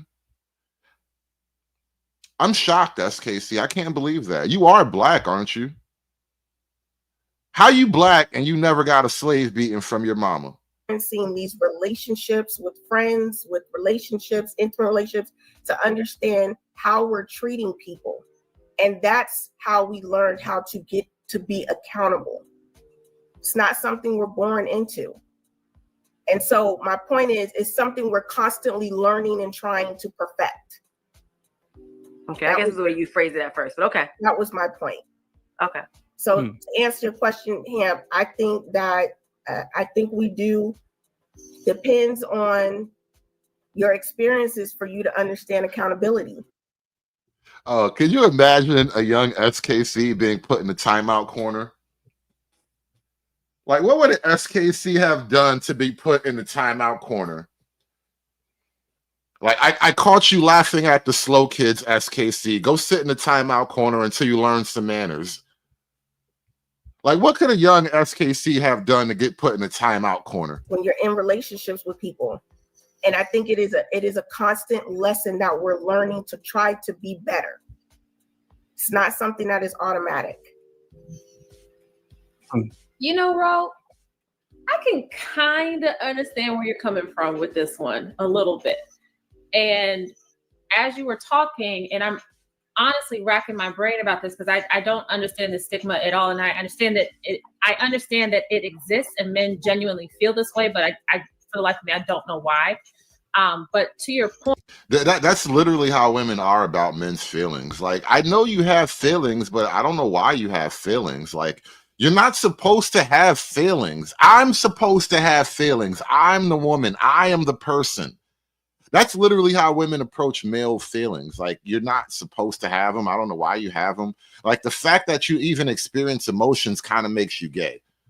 Like, that's exactly how they look at you. Point, I think it goes along those lines. I mean, when our parents would say things like, because I said so, do this because I said so, or it is what it is, don't question me, yada, yada, yada. I guess I can see how that can kind of come into play in our romantic relationships as well. It's like, don't question what I'm saying. I'm not wrong. Just shut up and deal with it. Or when you keep saying your parents are like that, most of us are raised by our single mom, or if you even have a couple, like a lot of these relationships still have a domineering black mother figure. Like, it took me a long time to put it together, but I realized over time, my baby mama was trying to like line me up for the kind of relationship that she watched her mom have, which is you basically get to be a raving bitch in every room of the house, and I just sit there on my PlayStation and you know, play video games and tune you out. And I can't live like that. I just can't live like that. And either you're going to have the domineering single mom, or you're just going to have a domineering mom within your nuclear black family. That tends to be the case, right? Very few Claire Huxtables out there. And so when you're talking about this domineering because I said so attitude, it's almost completely coming from the women. It is what it is, kind of thing. So right. When we had that discussion about the man saying that he could tell me how to be a wife, I should just do what he say. Right. That comes from, again, this thought process of my parents told me just do what I say. I saw my father just telling my mother just do what I say to do. And that is not But how common is that in Black America, really? Like, the gaslight is out of this world. Like, how many people in Black America can really say, I saw my mom follow my dad's orders. I saw my dad boss my mom around and she followed his orders. Like, how many people can really say that? They really coming up with this color purple gaslight. They really try to justify this shit when it's not real. That's not productive. Whether it's right or wrong. Exactly. I can understand that. And women do it. We do it when we're in relationships because we want something a certain way. And so instead of engaging in a full learning communication, learning how that person takes in communication, we're just like, we like it this way. We don't tell them why. We just say we like it this way. Oh, Bandit, shut up with your white father knows best culture. We know it's a white thing, goddammit. You just had to insert your white supremacy in there, didn't you, Bandit? We know it's a white thing. Talk about it's a white thing. I can tell you that. No, fucking, we know. Jesus. You want me on that wall. You need me on that wall. This way. We don't want to do nothing else. We like it this way. And he's like, well, I'm not used to that. I don't know how to do that. Or if he doesn't say it, he responds in a defensive manner. So that was my whole point of that. I just think that we are not taught accountability. It is something we're learning through the process that we're still doing. Now, my kids are. And you know what? Speaking of that, Bandit, though, that's literally why I come up with like observations like white girl energy. You know, the kind of black women I'm most attracted to tend to be the black girls who have a little bit of white girl energy, because there's something about just the acculturation in white America where it's accepted to respect your father. It's encouraged to respect your father, right? And once you hit adult manhood in Black America, you kind of want some of that for yourself, and you find out it's just not a thing. Kids are a little different, right? Because they're going to get it. Because we talk to them, we communicate with them, we tell them why they got to do certain things, we engage them in conversations, but we also hold them accountable. They're going to be different than us. And I say that only because my daughter, they as a friend group, they hold each other accountable. I didn't learn that until I became an adult, with adult friends. I think that is very important. Accountability is something that we as generations, we just didn't learn. And it's just a learning process. So, damn. So it just, Hank the basement, $2 super chat. Hank, what's good, man? We'll see you tomorrow. Good evening, Hamp and the ladies. Word. Shout out to my brother Hank. Please follow his channel, like, share, subscribe. If any of the moderators are in here, get Hank's link and drop it in the chat, please. Now, Ro, I hear you. Wait, don't it just further the point? Like we ain't accountable for our lack of accountability? We are not accountable for our lack of accountability. You said a lot right there, Hamp. You said a whole lot. Wait, don't it just further the point? Like we ain't accountable for our lack of accountability? Just like, good grief. Not only we accountable, it's our parents' fault. I just feel like that it just furthers the point. Anybody else got something on this? How can we break? Because Rose said why, so it's compounded. That was a great point. But now, like, goddamn, how do we break the stigma? And I have a question on the question. So how do we solve the lack of accountability stigma on women? I don't know if you can resolve or solve a stigma. People are going to think what they think, but we can just be more accountable as women, as a human race, first of all. It's not. You see how immediately she went from women to the whole human race, right? Because Friedman's Journal, I think you're right. Women, I don't think women are biologically capable of accountability. I just don't think that from a biological perspective, from an evolutionary biology perspective, accountability from the female was never selected for. Because here's a simple thing. Property is not accountable.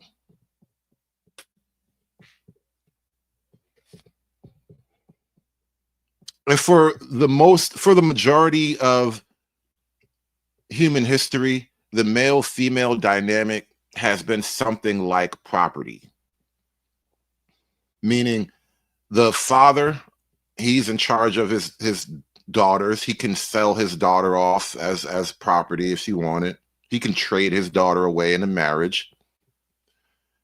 And so for the vast majority of human existence, right, up until like last Wednesday, the very idea of female accountability was a non-issue because property need not be accountable.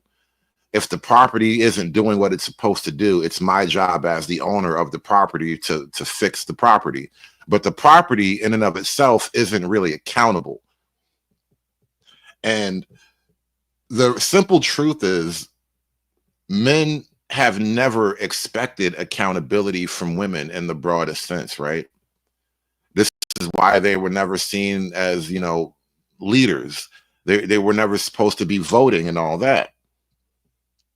And to give women to expect accountability from women, broadly speaking, is to set yourself up for failure as a man. And I think as men, and this is one of the things that the quote gender war has revealed and the red pill has revealed, as men, we've been kind of conditioned in the Western world to see women through the romantic lens and not to not judge them objectively and critically, harshly even. But if you were to judge them harshly and objectively, then you would accept that more often than not, it is best to not put your faith in a woman.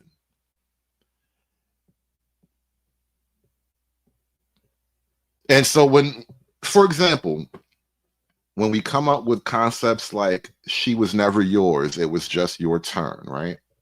When we come up with concepts like, you know, all women are like that, in a roundabout way, what it really is getting to is that the natural order of the male-female dynamic has been kind of a property dynamic. And once you remove that dynamic and she's, quote, free, she's literally free to do as she pleases, and she'll go as she pleases, go wherever she pleases. So you can't expect anything from her at that point. Only when you have control can you expect accountability. But without no control, without any control, you can't expect accountability from her. Just a woman problem, it's a human race problem. But nevertheless, I'll answer the question. You know, as we get older, more emotionally mature, emotional intelligence, as that, you know, rises and we go through the maturation process, that's how, as Rose said, we're more accountable because we've learned adult relationships. We want to mature them. Solving the stigma, that's the part that's throwing me. How do you solve a stigma? You don't. Well, I was trying to be diplomatic and asking the question, right? The right way, you really want to do it. Huh? Well, no, because I'm not. So I'm trying not to say straight up, you guys are unaccountable. Oh, you did. But I'm tapping into this. You know, SKC, you stumbled onto an interesting reality. SKC asked Freeman's Journal, are there any movies or books where women sacrifice themselves to save the world? I can only think of one, and that's Ridley in the Alien series. And in Freeman's Journal, you mentioned Black Widow and the Avengers series. And I think, all right, Matrix, Trinity sacrifices herself for Neo. Which that's for love. That's not necessarily the world. Trinity sacrificed herself for love. Love is always selfish. But the reason why I think that's interesting, SKC, I pointed this out about movies a while ago. Name a movie where a black person, typically a guy, right? Because guys are the heroes, but name a movie where a black guy saved the world. Because I was talking about this at one point, because, you know, we're talking about women in movies not being sacrificial. And I've been pointing out how, like, black codes is feminine in a lot of ways. And you don't have a lot of movies where a black guy saves the world. Will Smith is that one nigga. Just like there's that one rare instance with like Ridley Scott or maybe even Scarlett, the Black Widow, whatever. But generally speaking, Black people don't save the world in movies, which gives me the impression as a moviegoer that Black people don't care about saving the world. And then I think we can stretch that same analysis, that same analogy here. Listen, Will Smith has saved the world enough times for all of Black people. Will Smith has saved the world at least 3 times, all right? So I guess he's got us all covered. But I think, SKC, you bring up an interesting reality, though. Women, generally speaking, aren't saving the world in movies. And I think it's just a part of the female nature that we intuitively understand to be true. And I'm not saying that's a bad thing on their part, but it is a part of what they are. They're not built like that. Go ahead. I didn't say anything. You did. Go ahead. But what are we not accountable for? Like, we're all living mostly productive lives here. What are we unaccountable for? That's the missing piece of this. Damn, I feel. What are we No, unaccountable I got you. I guess we should have. What are we unaccountable for? Your bodies, your babies, your bodies again, as in body count, your bad attitudes. I mean, what do you mean? What are we unaccountable for? Don't make me pull out the BMI scale, okay? Let's not talk about the body mass index. What do you mean? What are we unaccountable for? What a crazy question. I should have just I gotta select the panel next time. That's totally fine. I don't give a damn. I'm just saying, what are we unaccountable for? That's fair. Yeah, but you're right. I mean, look, if these things are not true, then they're not true. I'm just not seeing very good results from our people. But yeah, I mean, what I'm trying to pinpoint is what is society saying? Because I'm not on all these social medias and all that. What is society saying we're not being accountable for? Like the men are the reason for our relationships and the divorces and all this other shit. The men are the issue for our community being a matriarchy and not a patriarchy. And I'm not saying this stuff is untrue, but it's always a pointed finger. Even in the sign conversation, just 20 minutes ago. I don't think Book of Eli counts as saving the world, though. I mean, the shit was already post-apocalyptic. All he did was like Uber Eats a book to some rich white people up in the mountains, bro. That's all. Literally, Eli was a glorified delivery boy, bro. That nigga carried a book for the Uber Eats niggas all the way to some rich hippies up on the West Coast, bro. I don't know if Book of Eli counts as a nigga saving the world. Nice try, though. Like, it felt like to me, just listening or being a part of it, even, that it's because of what was happening to us, not our conduct. That's a lack of accountability. What can you do? You can always do something different in any situation. But if we keep on trying to say, oh, what does it look like? What is this? I'm tired because of such and such, then there is no accountability because it's on somebody else or something else. As it relates to the podcast, do you want us to be quiet? Do you want us to not respond? Do you want us to make sure it's in a tone that feels good to certain people? Because other people don't mind. So we can't please everyone, but you want us to respond for content. Everybody can't sit up there like Tay and not say nothing. I don't know, or not really show no emotion. I don't even know what that is.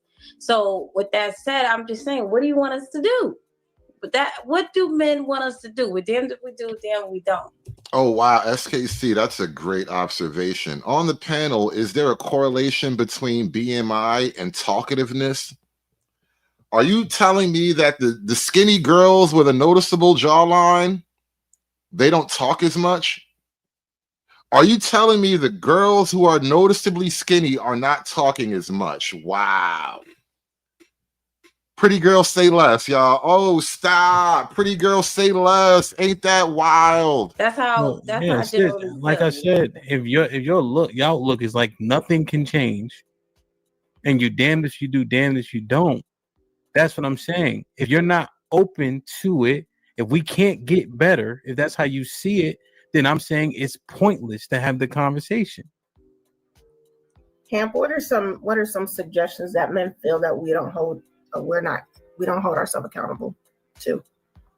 Well, I dropped the link because I want to get some other brothers in here if possible.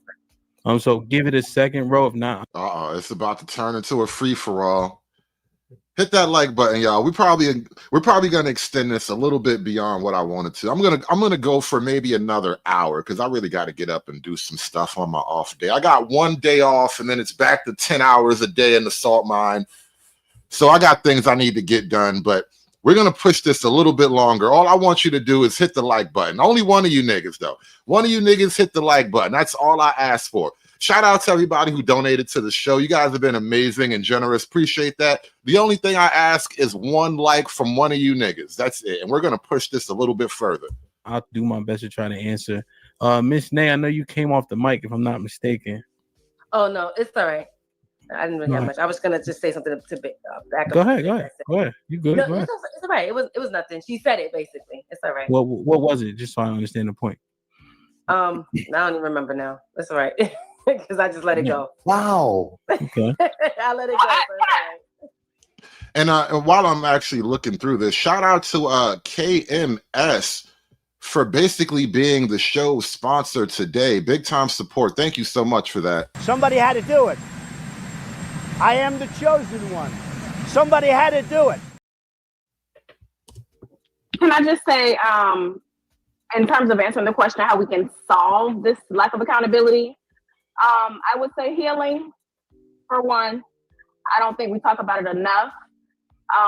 And that's something I push as a self-love ambassador. You have to start with yourself. A lot of the accountability or lack of comes from regret or reflection of something that we thought about. Oh no, let me go back. For instance, my parents, I got a lot of apologies as an adult.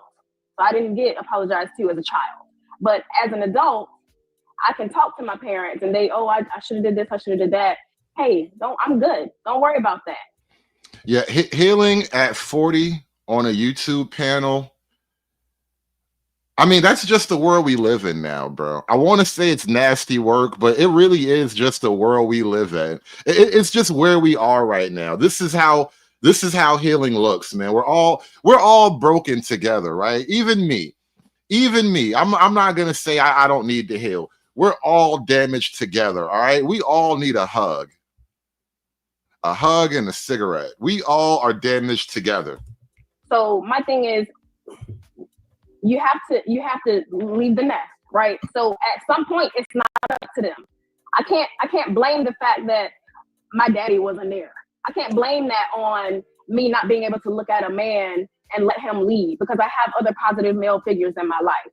So what to me, that's what I'm getting out of the stigma. Just heal if you got daddy issues, heal from those. If you don't know how to actively listen or not be affected, have your internal peace affected by external factors, then figure out how to do that for you.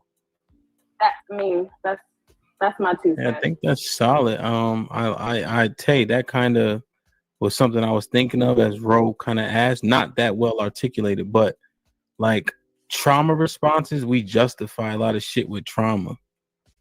And we always say it's our trauma that caused it. And then we have trauma responses, and it's okay because I have PTSD for certain things. Trauma responses are not acceptable. I did say it earlier, but I also said, but we need to heal. Because I said I think it's both of us that do that. It's a trauma response and we act that way. But it's the fact that we need to heal. So to your point, say yes, it's this inner reflection. Get you a life coach, therapy, all that. Yeah, you said that. And I'm just saying we got. In a lot of ways, it feels like we're watching a lost generation. Yeah, yes, SKC. No matter what they call it, this is group therapy. This is group therapy for the lost generation. For a lot of different reasons. And again, I'm not even trying to pull the men completely apart from this group, even though it's just one man on this panel. The men are about to come up in a minute, I hear. Yeah, we're going to open this panel up a little bit. But this is group therapy for the lost generation. If you're black and you're 35, if you're black and you're over 35, you're probably a part of this lost generation. And asking, okay, so what is it that I'm not doing? And being able to take it, sit with it, and then act on whatever it is that you said that we're not listening in. But that also takes a level of growth, and that's you in a space and being able to heal and not dealing with your traumas and saying, okay, well, because I'm traumatized by that, I don't want to hear what you have to say. You're sitting there, you're actually listening and not listening to just respond to something. Can I respond to that? No, SKC. I'm going to the pool today. We are gonna go touch grass and jump in the water. I'm doing fun activities. We're doing outdoor things today. It's too hot to have a panel. This is my one day off, and when me and the kids are gonna spend it underwater. So in about 45 minutes, I'm gonna say fuck you guys and go do family stuff. But for now, we're in it together. Yes, sir. Well, I'm only speaking in generalities, and in general, women have a Disney fantasy when it comes to relationships and men. So if he's aesthetically pleasing and he has his money together, or whatever qualities you deem passable, you would deal with that man for no reason at all, right? And this is just in general. So there is no incentive for women to listen to a man when he exists to fulfill a fantasy. And the average man, 85% of men go unnoticed, unheard, and unloved. That's the reality. That's the facts. So when we have these types of conversations, let's not act like the men that you deal with represent men, because the men that a majority of women deal with. Why is Hood Mystic like all up in the camera? Like you're trying to give off this like Wizard of Oz type of energy. I am the great Hood Mystic. I have acquired vast knowledge of the D-Dub. I know all there is to know of the Hood Scraggle. Like, what are you trying to do here, bro? Sit back, relax, take a deep breath. Represents a minority of men. So if you can just think about that, you would say without a shadow of a doubt, we don't listen to men, we don't hear men, we don't even see them, because they don't even cross our threshold of aesthetics. They don't even cross our threshold of finances, because we live in an economy. You know what, Freezone? I knew the minute it became a co-ed, it would become this. Freezone says, Hood, I think that means look, right? Hood, look at the type of guys that have pushback for these type of women. What do I notice? I'm going to tell you what I notice, right? I'm going to tell you what I noticed, but I'm going to tell you through interpretive song. This is what I notice about this group of people, the men and women on this panel. And this is what's really unfortunate about this whole gender war problem. This is what's really unfortunate about this whole state of affairs, if you really get down to it. Nobody is special. Nobody up here is all that miraculous, right? There aren't a lot of 10s to go around in the world at large, right? And so you're all ordinary fucking people, but the women think they're too good for.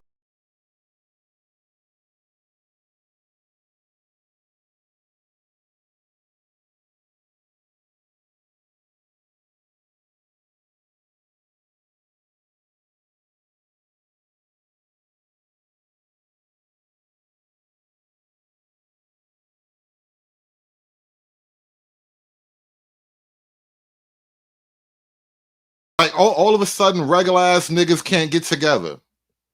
Nah. I'm not about to do that with you, Freezone. They're all regular. They're all fucking regular. We living in a country that is like unbearable, right? But yet and still, that doesn't stop a woman's ability to fantasize on what her relationship looks like, what her man doesn't look like. And if he don't reach those standards, then we've all been men in a relationship and told by a woman, why don't you do X, Y, and Z?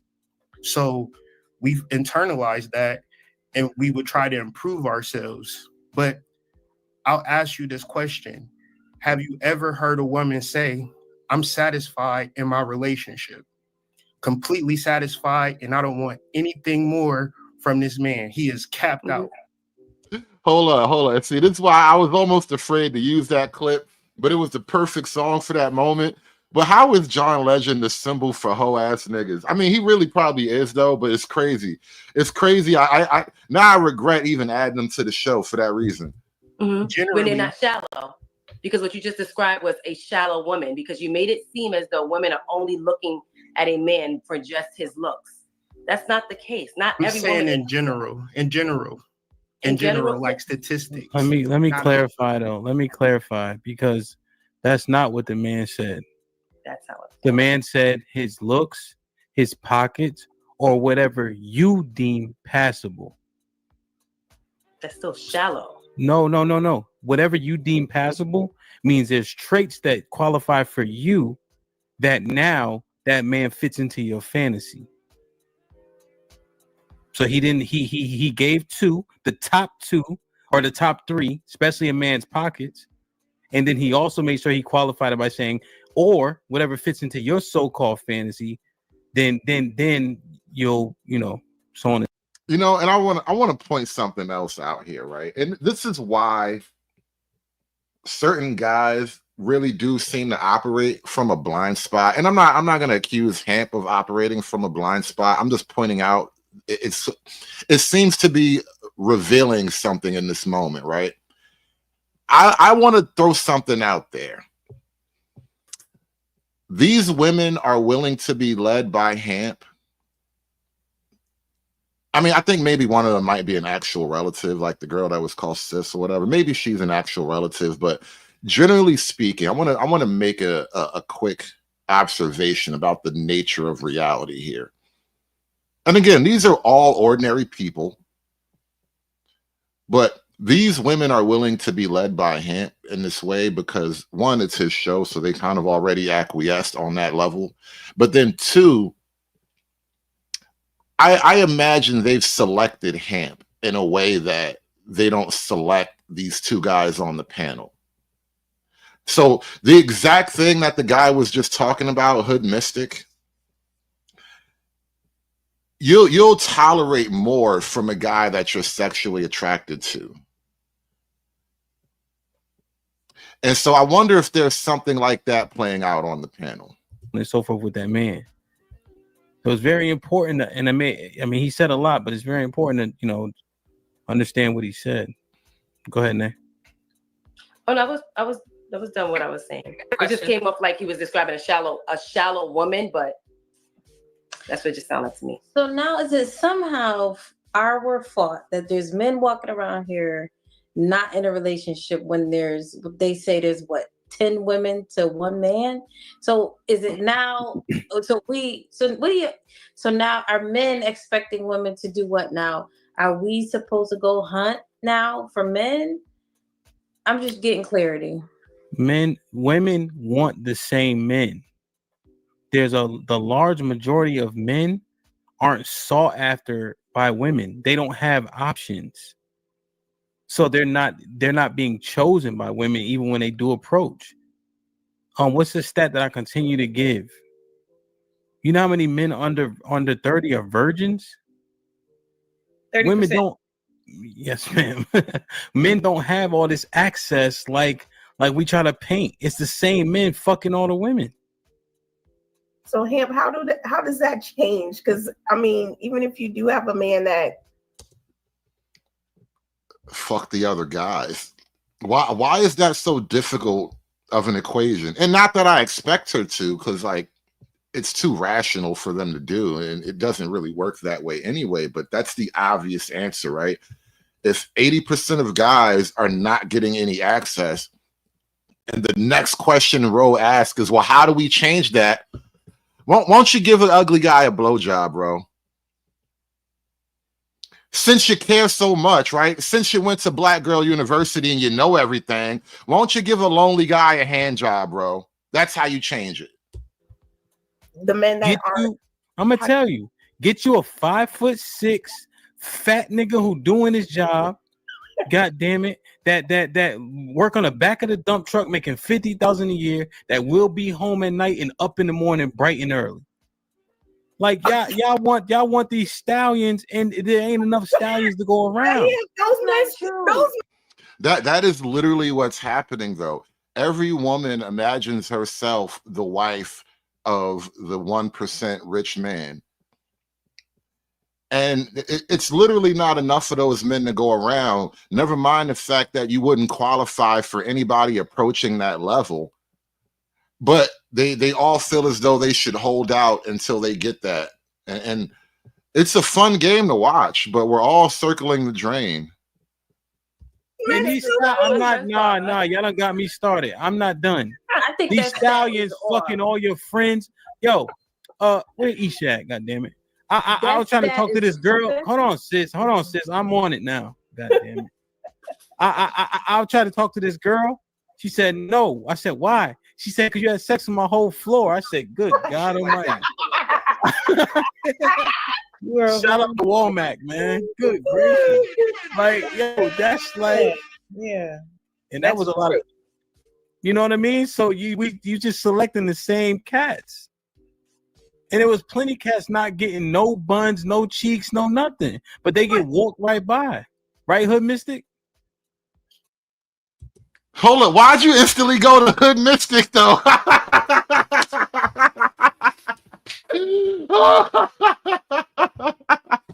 Hold on. Why you just instantly passed the I don't get no pussy alley-oop to Hood Mystic?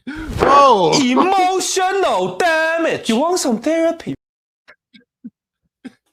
Hold up. That was wicked. He like, yo, I'm out here taking down the whole F column in a 20-story building. 1F, 2F, 3F, 4F. I'm knocking them all down, and the average nigga, he ain't getting none of them. Right, Hood Mystic? Oh, brother. Give a nigga a break. Give a nigga a break. How much more can I take? Give a nigga a break. Give a nigga a break. Give a nigga a break. How much more can I take? Give a nigga a break. Same cats. And there was plenty cats not getting no buns, no cheeks, no nothing. But they get walked right by. Right, Hood Mystic? See?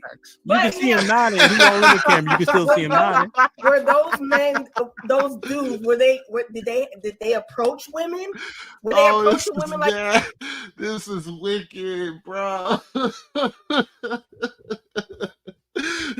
Why they got Hood Mystic down there like what Zero Bitches does to a nigga, bro? Why he got the Zero Bitches face though, bro? Right now he making the Zero Bitches face though. Why?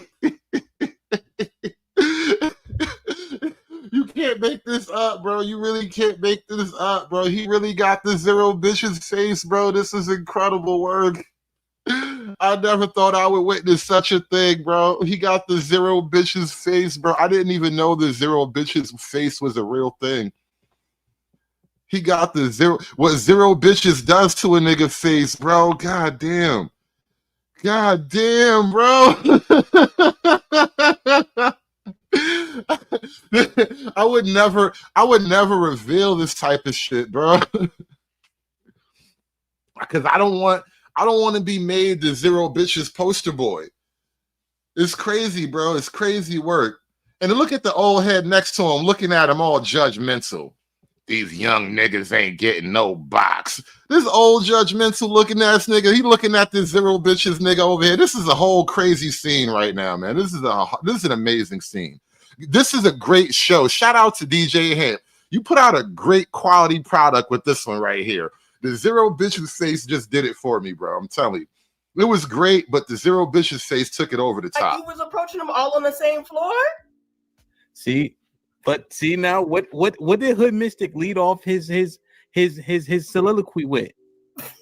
Accountability. I mean, I'm asking because if a woman may not immediately feel like she's going to go up to a 5'6" man.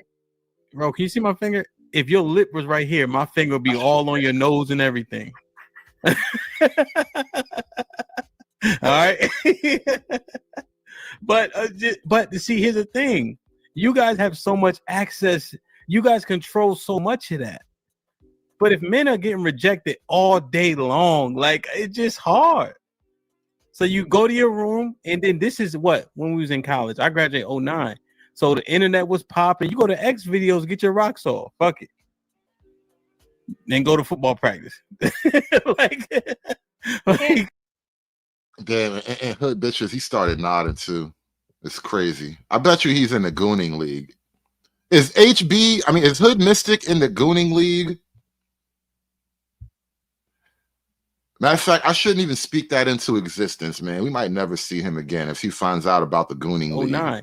So the internet was popping. You go to X videos, get your rocks off. Fuck it.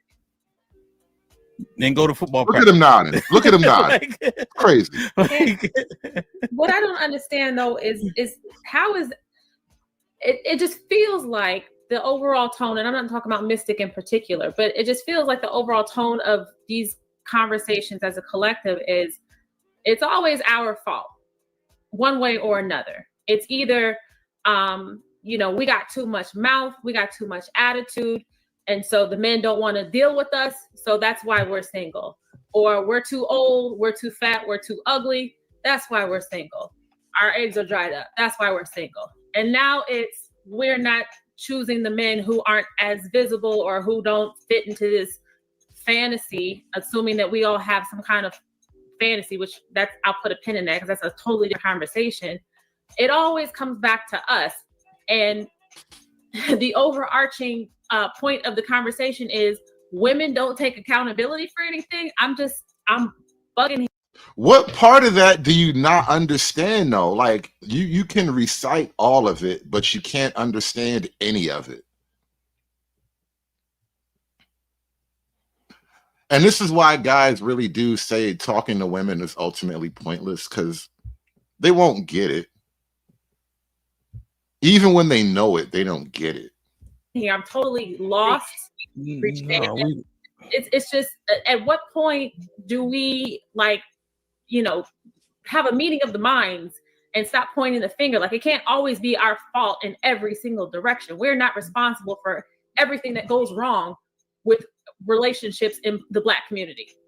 Yeah, you're not, and we can go down that path, but we're having a specific conversation. So he just letting you know that I think we assume men are having all this sex and got all this access when the majority of men don't. That's all we saying.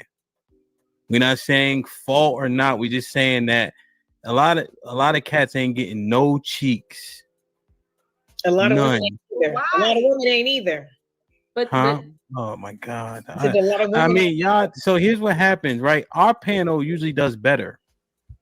But if we keep doing shut up, no, you shut up, we ain't gonna get nowhere. Just gotta make it about the woman and her problems, right? Typical. We on Dana, read this for me. Sure. Shout out to We Unlock Nation again with the $5 super chat. Why must we have the same overcooked conversations? Where are your results? You know why we are having the same overcooked conversations in Black America? And honestly, there's no way out of it.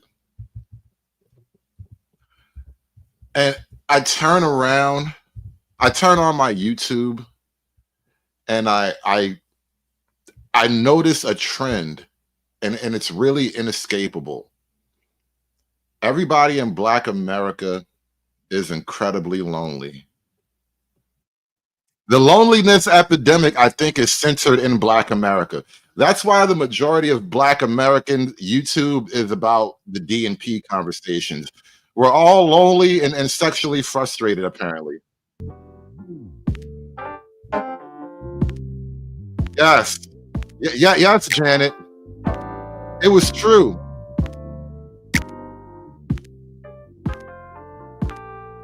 That's why we're having these conversations.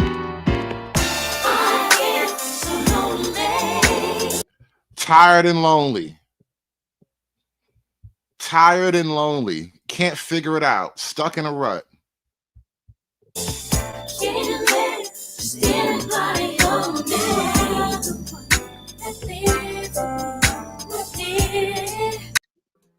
Who are you talking to?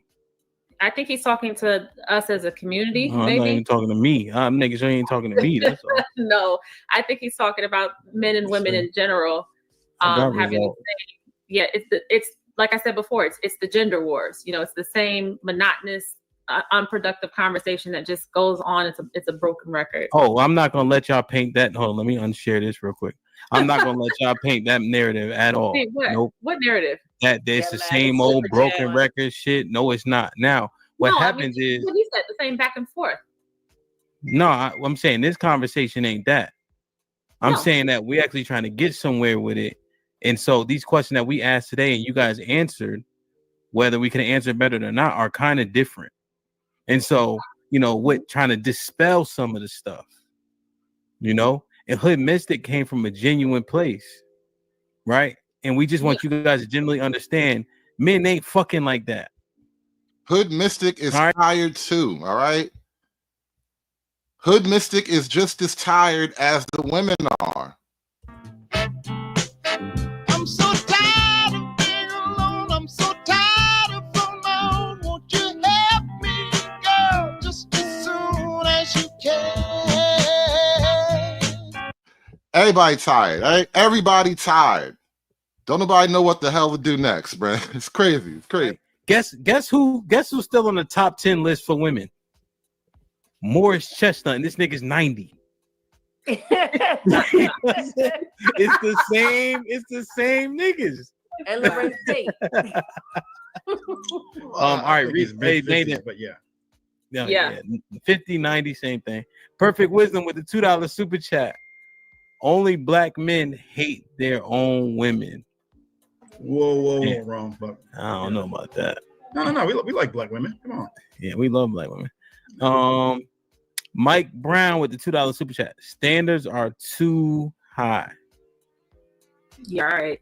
Is it bad to ask that you have hygiene and clean clothes on a first date? What's the problem? That nigga fucked your mojo up. You've been talking about him for 4 years. Problem? Yeah, I don't even know if that's even the issue, but whatever. Maybe you had a really bad date. I hate that nigga. I asked for that. I hope whatever his name is. Yeah, I hate that nigga. I hope he got strep throat. I think it's not too high. Yeah. Yeah. So there's nothing wrong with having standards. Oh, I'm sorry. I want to. Yeah, go ahead, Mr. There's nothing wrong with having standards. Hey, hello. First of all, to you, DJ Hampus, the host, and all to the ladies. How you guys doing? Pretty good conversation tonight. Dana said something that was actually that I agree with, and I think it was Mrs. I want to say Love. That I went back and listened to what you said earlier.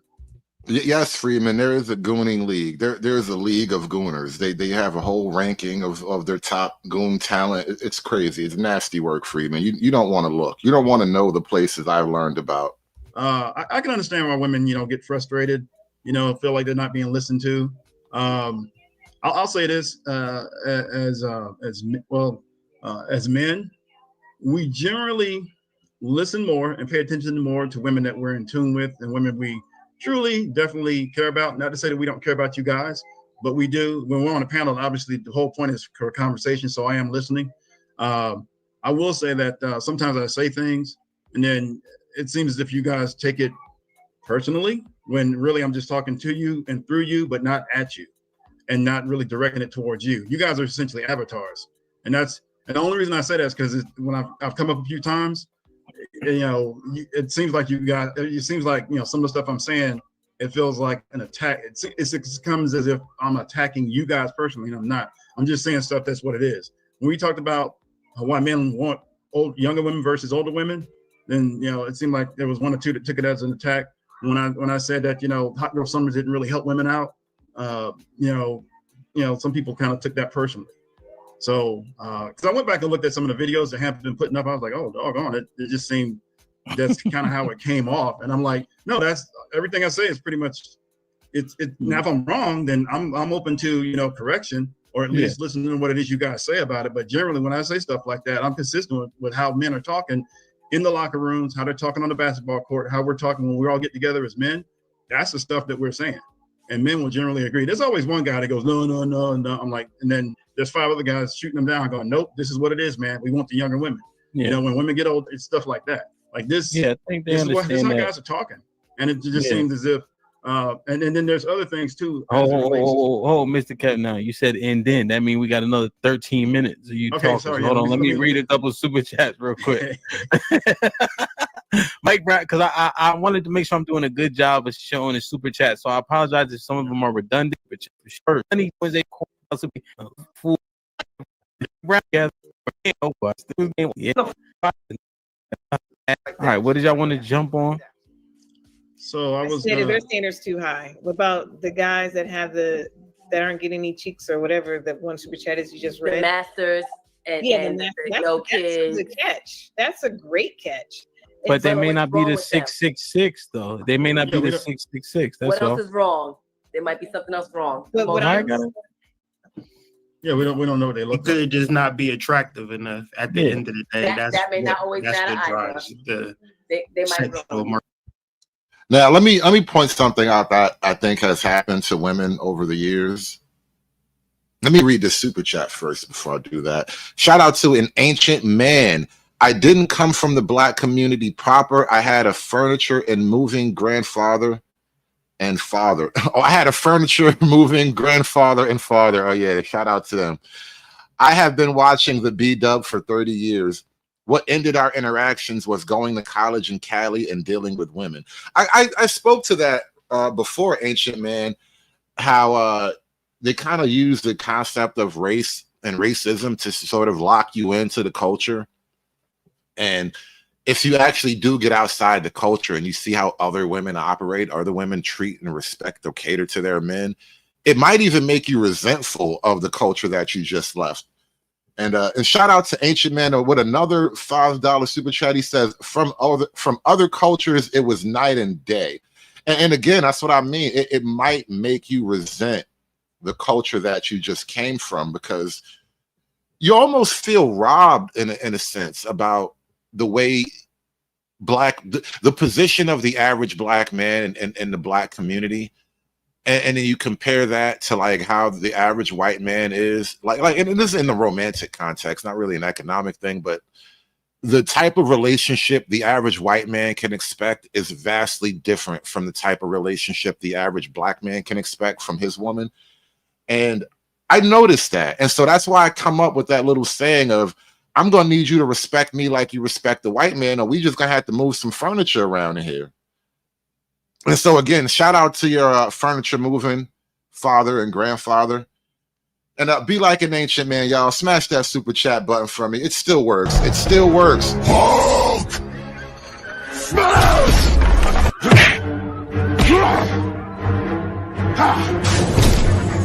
Smash you!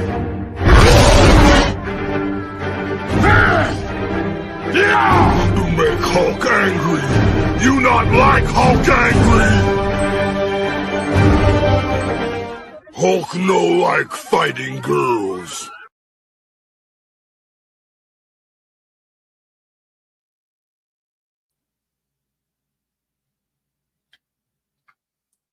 What I've noticed about the women as of late, and this is across the board, this isn't a Black thing, but when women have enough access to a certain amount of resource, right? Because the basic model holds, right? Women are attracted to men for obvious biological, physical reasons. And then there's who can take care of me, who can protect me, right? Protection, provision.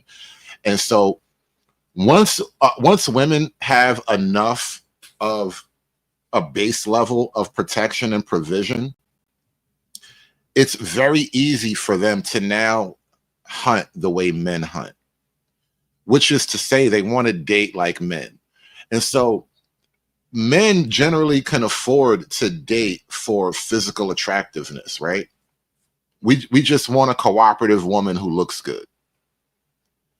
That's what the women are after now. Now that they have education, now that they have a little bit of money, now that the government can pay their bills or whatever, they literally want a cooperative nigga that looks good.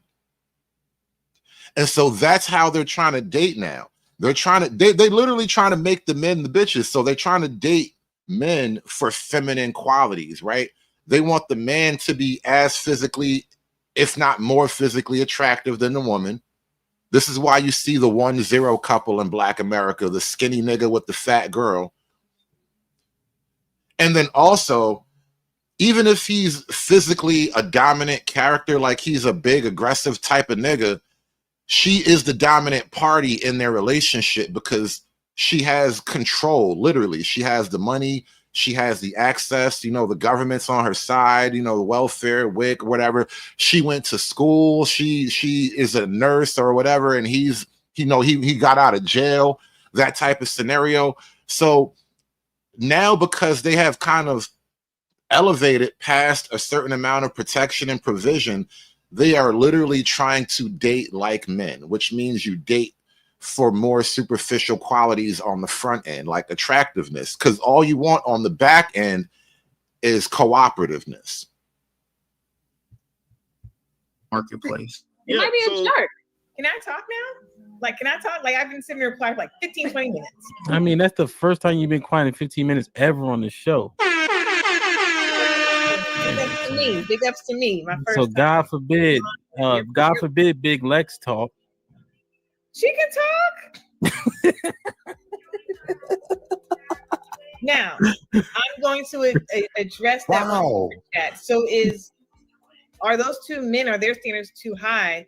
As Mike Brown said, women's standards are too high. That's why we're not getting these men. So does that also juxtapose to the men as well? Is it their standards are too high? Like, what's good for the goose is good for the gander, right? So what are their qualifications? What are their standards that they're looking for? Because that's a good catch. No kids, good job, the career, and the master's, like, that's a good catch, right? And so obviously, you know, people just throw these terms out and throw all these qualifications out, but really what's behind it? So he's 5 foot. Mr. Britt just hit me. One of them is 5'6", 250 pounds, and he's balding, but he's only 31 years old. Okay. As long as the woman is young, is shorter than him. Right. No, I was playing. I mean, a lot of women don't care about height though. Like, that's a deal breaker. Women care about height. Come on. I don't think we don't. A lot of women. You know, I hate when this happens on these panels. So the manosphere has sort of collected and established through other scientific documentation a body of knowledge about female behavior. Height is definitely a female prerequisite when it comes to dating. Women will select for height and filter out shorter guys. And then we'll get on the panel, and all the girls on the panel will swear to God they know this one girl who dated a fucking troglodyte, as if that changes all of the stats and everything we know. Women don't. Oh my God. Women care about height. At least taller than But how that. can you sit there and tell, like, we're women? I'm a woman last time I checked. And how can you tell a woman what Are you she serious thinks? now? I'm just saying. Like, Jason in with the $5. Jason in with the $5 super chat. Most educated, but play dumb all the time. Passport up and away. Bruh. Shit like that. Shit like that. Shit like that. So, love, don't do that. Women care about height. Damn, we said it, I think, on a previous podcast. Not all women care about. Majority of women care about height. Okay, but not all, right? The majority of women care about height, though. Majority is like 70%, 60%. So yeah, As long as women you can care taller, about right? height, but once they found their person, they don't care about height. God, they filter the people out though. That's kind of what you're not getting. They're not gonna find their person in the short nigga pile because they're not even looking there. There are a lot of you got to get through that to begin with, though. Excuse me. Where's the decorum? There are plenty of women who had their height qualifications being 6 foot, whatever. But when they met their person, they might have been 5'10", 5'9", and they still loved them and married them and had a great life with them because they found their person. Yeah, after a certain point in life, they really don't care. You say after 60, I would put it at about 45. After about 45, the qualifications start to just go out of the window. Like, are you alive? Do you like me? Is this your real phone number? Like, the qualifications go down dramatically after the mid to late 40s. We can say what we want all day long, but we actually, in reality and practicality, we know our person. Like, let's not act like we live in a vacuum. You have seen short men with women. We're not saying that. We're saying, you know, that's crazy, Free Zone. All the time I've been to family court, I don't recall seeing a lot of short niggas, bro, because I'm over 6'1". I'm taller than 6'1". I'm 6'2" and some change, and most of the niggas in there was eye level, bro. I swear to God. Now that I think about it, every time I went to family court, most of them other niggas in there was around eye level, bro. That's crazy when you think about it, man. It's wicked work. This is a cold world we live in, bro. It really is, man. It's a cold, cold world, bro. I tell you. KMS with the $10 super chat. He says, Black women pay to either rule over weak men or rent men they can't afford long term, while wanting their dream men to pay all as they rest. Extrapolating this out, why do women have money? They don't build. Hey, listen, man. A pimp told me they don't need money, but I'm not allowed to use pimp knowledge. Shout out to KMS with that 10 ball. Good women are dead. Evil bitches, rise up! I have Black mother privilege. And I'm going to start breaking that down for y'all. Because there is a privilege for me as a Black mother. I'm not going to have the same relationship. My sons adore me. My sons will put their life on the line in a New York minute over me. My sons will lose everything they have over me. Over me? It ain't happening. My sons will turn on their father over me. Over me? So when you ask me about my Black sons, the relationship does not correlate the same to what I'm saying about Black men. Hit that like button, somebody. Anybody, one of you niggas. that the majority of women care about height. I mean, it's just a no. I mean, everybody knows that. But can you address or acknowledge the fact that I'm saying, yes, they may, but they still will end up with the guy that's not at their preferred height specifications, what I'm saying. Yeah, you're right. That does happen. I agree with you on that. I've seen it. No, I'm not. I can't allow. Oh, Mr. Kev, there's one thing we don't do up here is this sum bullshit. Okay, all right. So yes, there's a sum for you can answer every single question what some people do. Shout out to Hamp for that. We're not gonna play the margins.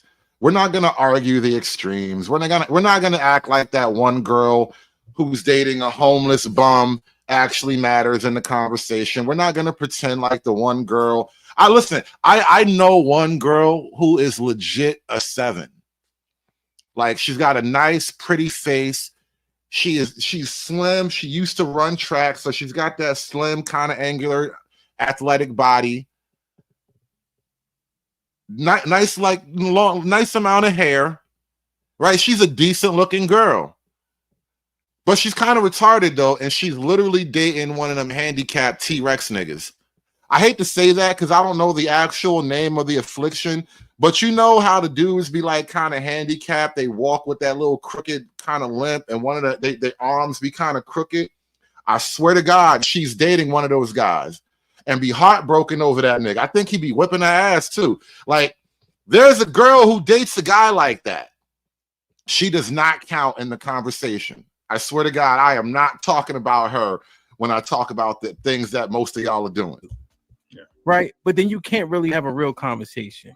So we know, and women know, that the majority of women care about height. Why do I have to address it's not really an argument. No, but no, listen, I don't know why you're missing my point. Yes, we can care about height, but who we end up with may not have been the height specifics that we said we wanted, is all I'm saying. Yeah, that's a some argument, though. That's what he just said. That's just some argument. That's what he just said. He's right. It is not a some argument. So he's trying to tell me only talk. I'm telling you, bro. She is dating a baby T-Rex, bro. And a nigga be walking around proud too. Like, yeah, nigga, you see what I got. T-Rex, all men bro. are married? That's not true. No, but he's literally right. You know, what you're saying is correct. So I think it's love, right? Look, we're not dismissing what it is you're saying, but we do have to acknowledge that majority of women actually have concerns about height. So the guy who's 5'6" is not really getting that chance from the beginning. He's not getting that chance from the rip. Yeah, he'll get disqualified. The 5'6" black guy has to date Mexicans. That's my quick, ready-made go-to advice. If you're 5'6" and you don't have enough swag to overcome it, because you can be short and still get it. But if you don't have enough swag and you're 5'6", you got to date a Mexican girl. I mean, El Salvadorian, Guatemalan, whatever. Either way, you're going to be eating a lot of rice and beans, bro. And that's cool. You're going to learn to love it. Even with his master's degree and his great job and his great personality, none of that matters if, you know, he's 5'6". Matter of fact, I want to say this. Matter of fact, I want to say the study actually, and I hate to mention the study because I can't remember the short title or the actual year, but basically the start point for shorter men is $175,000. That's your start point. That's your buy-in right there. You got to be, you got to be making at least $175,000 to make up for that height difference. Damn, that's crazy. Some autistic gooner actually did the math on that. Like, he wanted to calculate to the dollar how far out of the game he was. That's wild. Or more. Like, and I'm not joking. I've heard that multiple times. Jesus Christ. Are y'all saying that men 5'6" and lower never have an opportunity to meet their person? No, we're saying they have way less opportunity. They literally take less shots on goal. Like, the ball gets passed to them even less. Right? Not only do they take less shots, they get the ball passed to them less. Like, you know how guys can relate to this. I don't know about Shiesty Bum in the chat. I don't know if you've ever played 5-on-5 full court basketball, Shiesty Bum, but there's always one guy. Usually you'll have this one guy on the team who kind of sucks. So we don't give him the ball unless it's like a quick, easy layup. And so not only is it harder for him to actually shoot the ball because he just physically sucks at it, we're not going to give him the opportunity to shoot the ball. And that's kind of how it is for the 5'6" guy, right? Like, he literally has less opportunity to take a shot on the ball because y'all screen him out. Y'all filter him out. And so, Shiesty, you played ball, you would understand perfectly. Dig Thug with the 10 ball says, what irritates me is that they complain about oppression and DV, but go out of their way to select the biggest and most aggressive men.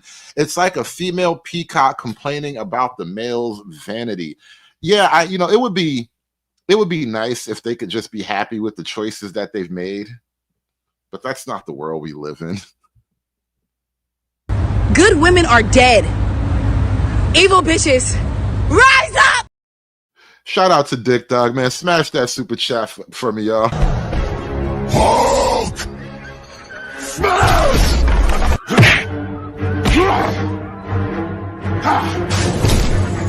Smash you! Yeah! You make Hulk angry. You not like Hulk angry. Hulk no like fighting girls. And that in the first 7 seconds, women make snap judgments on whether or not they're going to have sex with a man. So this is psychology. So a shorter man is going to have a harder time dating, having a serious relationship. You know what? I want to say something in the black women's defense. I got to say something. Watching Hood Mystic on screen is making me tired too. I like looking at this nigga on screen. No wonder black women are tired, bro. Like, god damn, if you don't back the hell away from the camera, if you don't act like a regular nigga for a little while, Jesus Christ, bro. Like, no wonder they tired. Damn, making me tired. Like, go sit in the corner and goon off camera or something. Get that shit out your system, bro. Yeah, that's just the fact. So it doesn't matter. And a woman wouldn't even know if a man's going to make $175,000 because in the first 7 seconds she has ruled him out completely. So yeah, it's not just what we're saying. You could once again Google psychology. First 7 seconds, people make decisions. I can literally hear vagina drying. I swear to God, I can hear it. It's like a crackling noise. It's almost like the sound that you hear if somebody were like stepping on crackers or something. Like, I can hear vagina drying up right now. Like, if you just listen quietly, you might can hear it yourselves. It's crazy. Like, look at the women, like her right here, especially. That's why she's like, that's why she kind of smiling like that, because it's drying up and she's not used to that feeling. He's like, oh my God, what is wrong with this nigga? Based on that. I agree with that, but what I'm trying to say is y'all are saying that these two men who, Mr. Britt, can I read his comment because he responded? Yeah. Mr. Britt, thank you for the $4.99 super chat. He says, nah. Yo, you know what's so funny? The light-skinned girl looked like she got physically further away from the camera when Hood Mystic came up. Like he's so close to the camera, it made the light-skinned girl back away from her camera. She was a lot closer to the mic an hour ago. When it was just DJ Hamp alone with the girls on the panel, she was a lot closer to the mic. She was up on camera like all the other girls. Soon as this Hood Mystic nigga came up, she backed away from the camera. Like, whoa, we got to make some distance between me and this nigga. This is a lot, bro. This is a lot. I'm starting to feel sympathetic. I really am. I told you guys before, I've gone so far through the red pill, I've hit a point of empathy.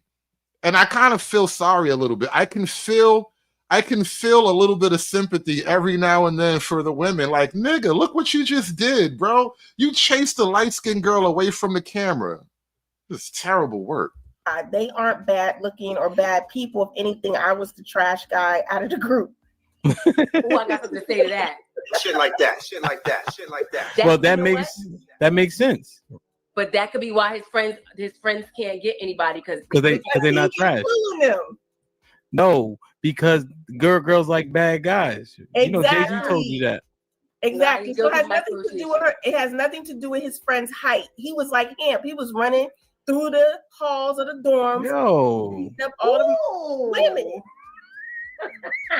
Take it away from all the men. Bro.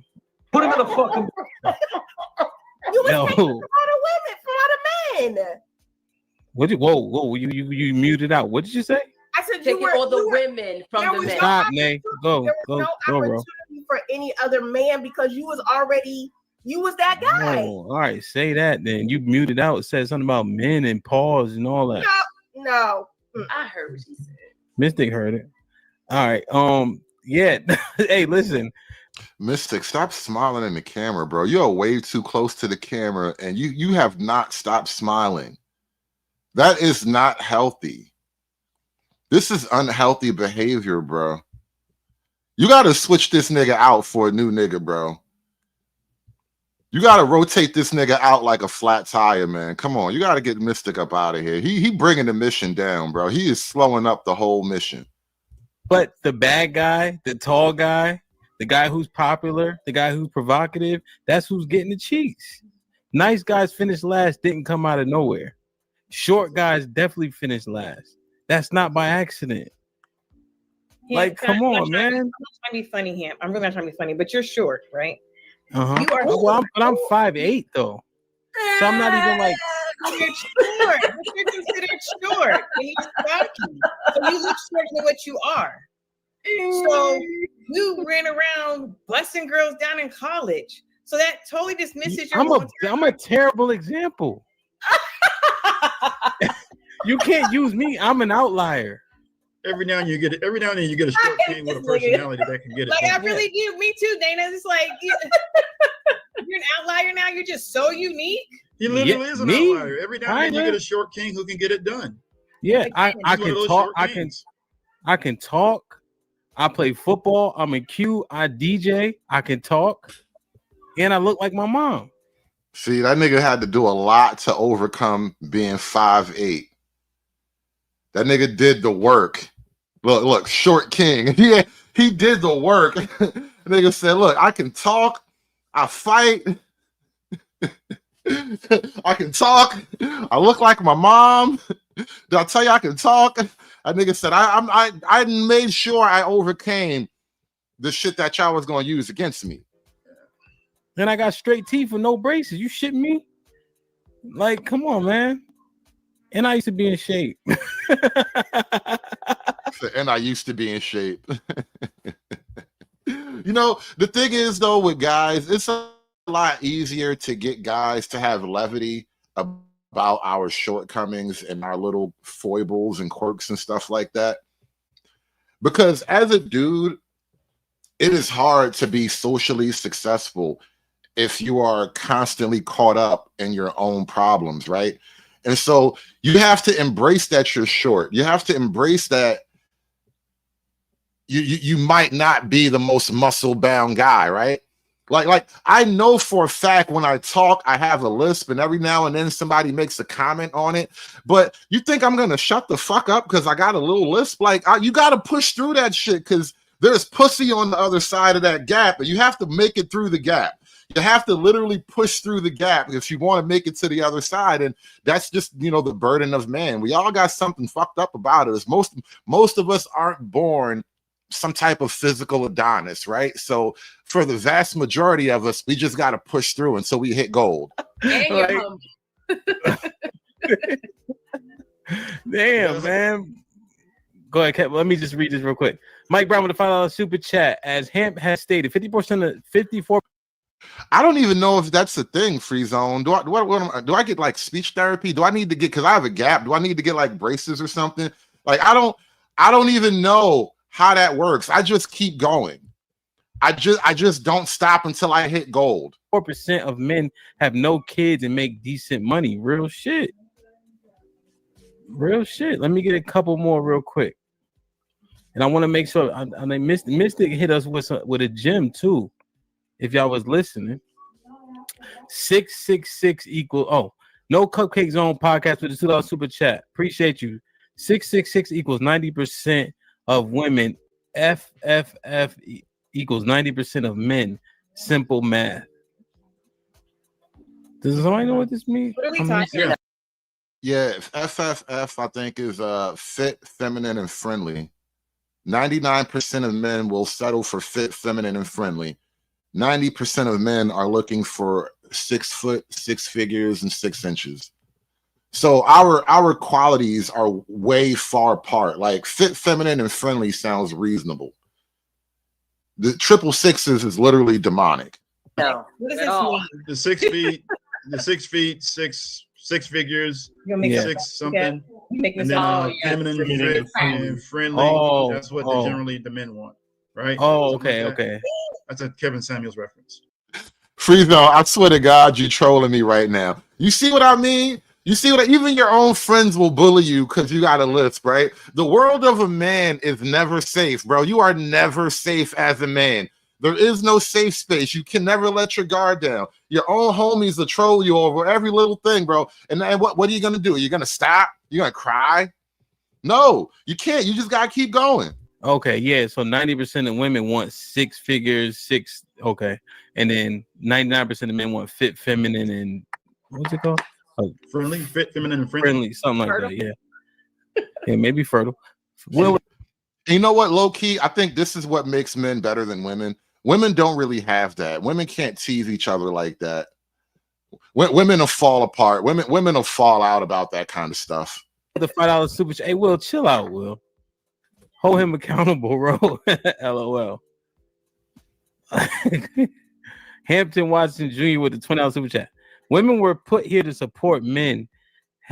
Support. Men have to lead, and women should follow without question. If there's any smoke, let them handle it. Women simply fall back. The baby said that. The Black Filipino TV with the, I think it's like $10. As Shannon Evans said, short men eat good cootie pop. Bruh. Look, short kings have to have a skill set. That's all they're trying to tell you. Short kings come with a skill set. They have to provide other qualities to overcome the lack of height.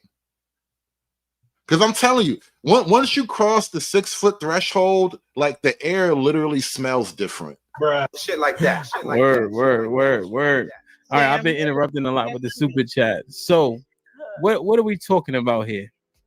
What are we talking about? Let me go around the room real quick. Do shorter men have less options, Mr. Kev? Yes or no? Yes, they do. They have fewer options. Yes. Hood Mystic. Yes. Miss Nay. Yes. Ro. No. Big Lex. Yes. Tay. Dana. Yep. Sis.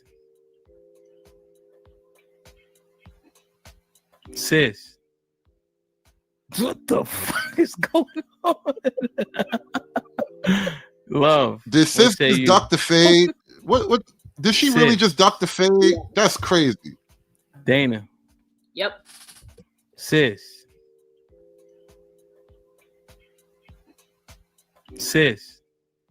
Damn. What the fuck?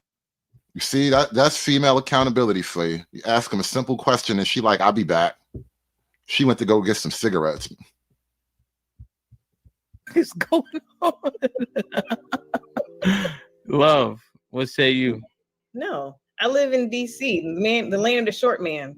All these niggas walking around DMV that are shorts, and they have girlfriends, wives, mistresses. Yes, they have all of the above. This is the land of short man, and they out here getting it. So my answer is no. DC is a small pool, but we know the vibes, right? And so even if we use the panel as an anecdotal example, the point is disproven, Love. Shorter men have less options. It just is what it is. The exception actually proves the rule. I did want to address something that Dana said. Go ahead. It's Dana, right? She actually said something that now this is what I do agree. So if something's wrong with the man, you can't put that on the women. All right. And but this is the flip side of that. If something's wrong with the women, you can't put that on men either. So both sides are going to have to improve to get what it is they're looking for and what they want. There's not, so that which kind of goes to your preference. So whatever that man is looking for, then he's got to essentially be good enough to get the woman that he's looking for. So if you got to make improvements, then that's what you got to do. And I think men can accept that proposition, and we're gonna have to wind this down too, because I got to get out of here soon. Like I said, it's pool day. I'm getting ready to ditch all of you niggas and go do family stuff. But back to the ordinary people bit, right? I think the problem is that for a lot of other reasons that have nothing to do with any individual man, the ordinary women literally value themselves higher than the ordinary men. And so it appears to be a kind of disconnect where a lot of the average Black men and women don't want to be together. For whatever reasons, the Black men are obviously deeming a lot of these women unqualified for other reasons as well. but it just seems like on the women's half, like when they're having the height argument. I mean, as a guy over 6 foot, I don't really understand the height thing because it's never been my world really. But it just does seem like there are an increasing list of qualifications that Black women demand, and Black men have never really seemed to have a high bar of qualification when it comes to the women they want. Most men actually learn that very early. We actually had that conversation one of the times I was up here. We learned very early that in order to get the women that we want, we have to improve. We've been learning that lesson since we were like, 15, 16. So by the time you're 22, 25, if you ain't got it done by 30, then you're really not doing something right as a man. So that's where I would look at the man. But then I would also look on the women's side and go, so if you're not getting the men that you want, then that applies to you too. Which that's why when I threw up that super chat, let me pull it up because I think I kind of saved it here. I said something about, men must accept their part, and whether in a relationship failure or a community's failure, but the women accept their part as well. Like, is that happening? I agree with you 100%, Kev, but Hamp don't like when we say shit go both ways. That's an interesting question. SKC says, do 7 foot dudes get more women than 6 foot dudes? I would argue statistically, yes, but only for one obvious reason. If you're 7 foot in America, you probably play ball, which means you're probably in an environment that just puts you in line to get more women, where there's a lot of 6 foot guys out there who just, they don't do shit.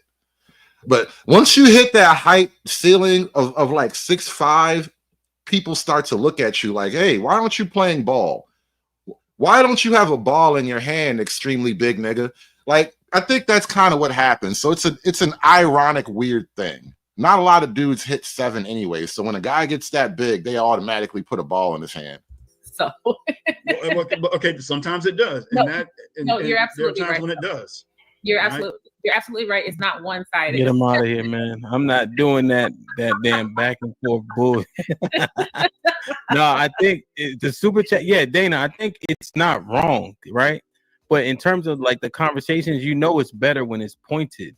Like when we get the men on, let's eat their ass up. Pause. I'm teasing. But now let me ask you guys this though. Mm-hmm. When I say something that you might disagree with, and I have done that, then again, it just looks like, and I want to emphasize this, it looks like, and I'm not speaking to you guys generally or specifically to you, I'm using you guys as an avatar to talk to the audience. And it kind of, look, there's been times when somehow the conversation, you guys haven't done tonight, which is good, by the way, but it'll kind of revert back to me like, okay, where's this guy from? What's he doing? What about your wife again? I'm like, they're not even part of the conversation. But you guys have. Oh yeah, these conversations always go on the personal attack. If you're the guy trying to discuss these like red pill facts and truths or whatever, it will inevitably go back to how many kids you got. Ain't you a baby daddy? Shiesty bum. Like they always want to do that. As if me having children changes the realities of women and female nature. Haven't done that, today, so appreciate that. But that's something I just noticed with women. And then women will literally dismiss, like good information that men are giving you. And that's fine to disagree with it, but it just makes sense to listen to it, especially when that's general agreement from men. If we say younger women are better, if we say, older women have trouble, taking rejection, if we say, whatever it is we're saying, there's some validity to it. And then it just makes sense to have some consideration. So we should be listening to what it is you guys are saying also. That's why when you said, we're not gonna put it just solely on the women, because that guy's got to improve to get the type of woman he wants. Yeah. If I say something that's agreeable to the women, then you guys like it.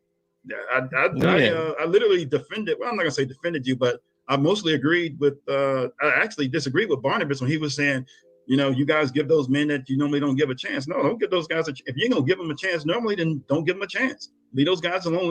Let other women get out. Now, make that guy improve to get the women that he wants. Yeah, facts.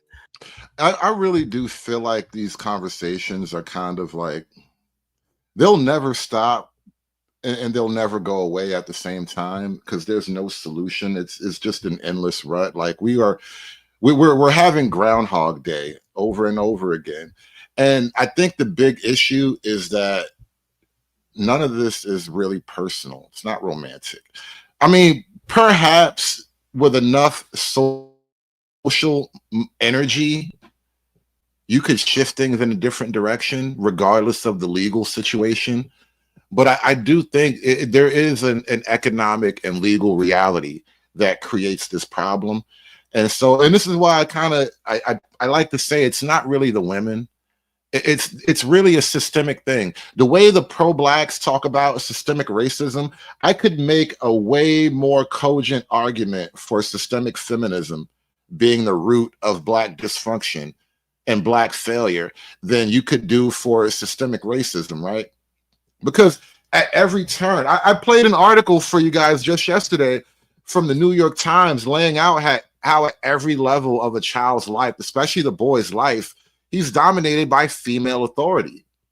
And so there is just a giant structural issue here that is preventing any sort of romantic harmony from just naturally happening. You know, now it's in a position where it's unlikely to happen, right?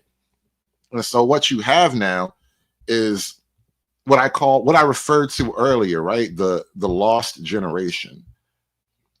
And you know, I'm a part of this lost generation myself, right? Most of us listening are of this age. We are of the lost generation. So I don't know that there is a good way forward. This is why the Black pillars talk about, you know, things just gonna have to go until they break down, because I don't know a way out of this, right? Women are not gonna vote to give men more authority and leverage over the situation. And that's kind of the point that men have come to, like, well, are you going to help or nah? And no, they're not going to help. They're not going to help.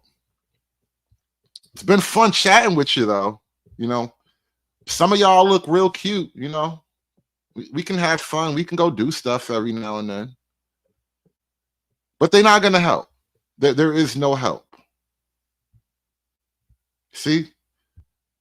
Shiesty agrees. This is why Shiesty and I have built up a frenemy relationship over the years. We respect each other as mutual combatants. Fuck you. War.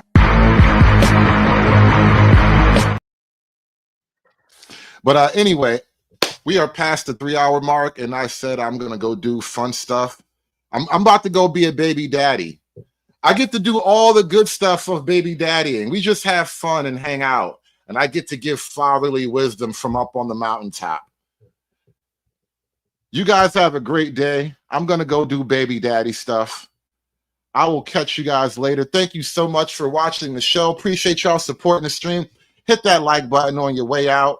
Shiesty, you give me a thumbs up, Shiesty. You're going to like this goddamn video on your way out the door, Shiesty.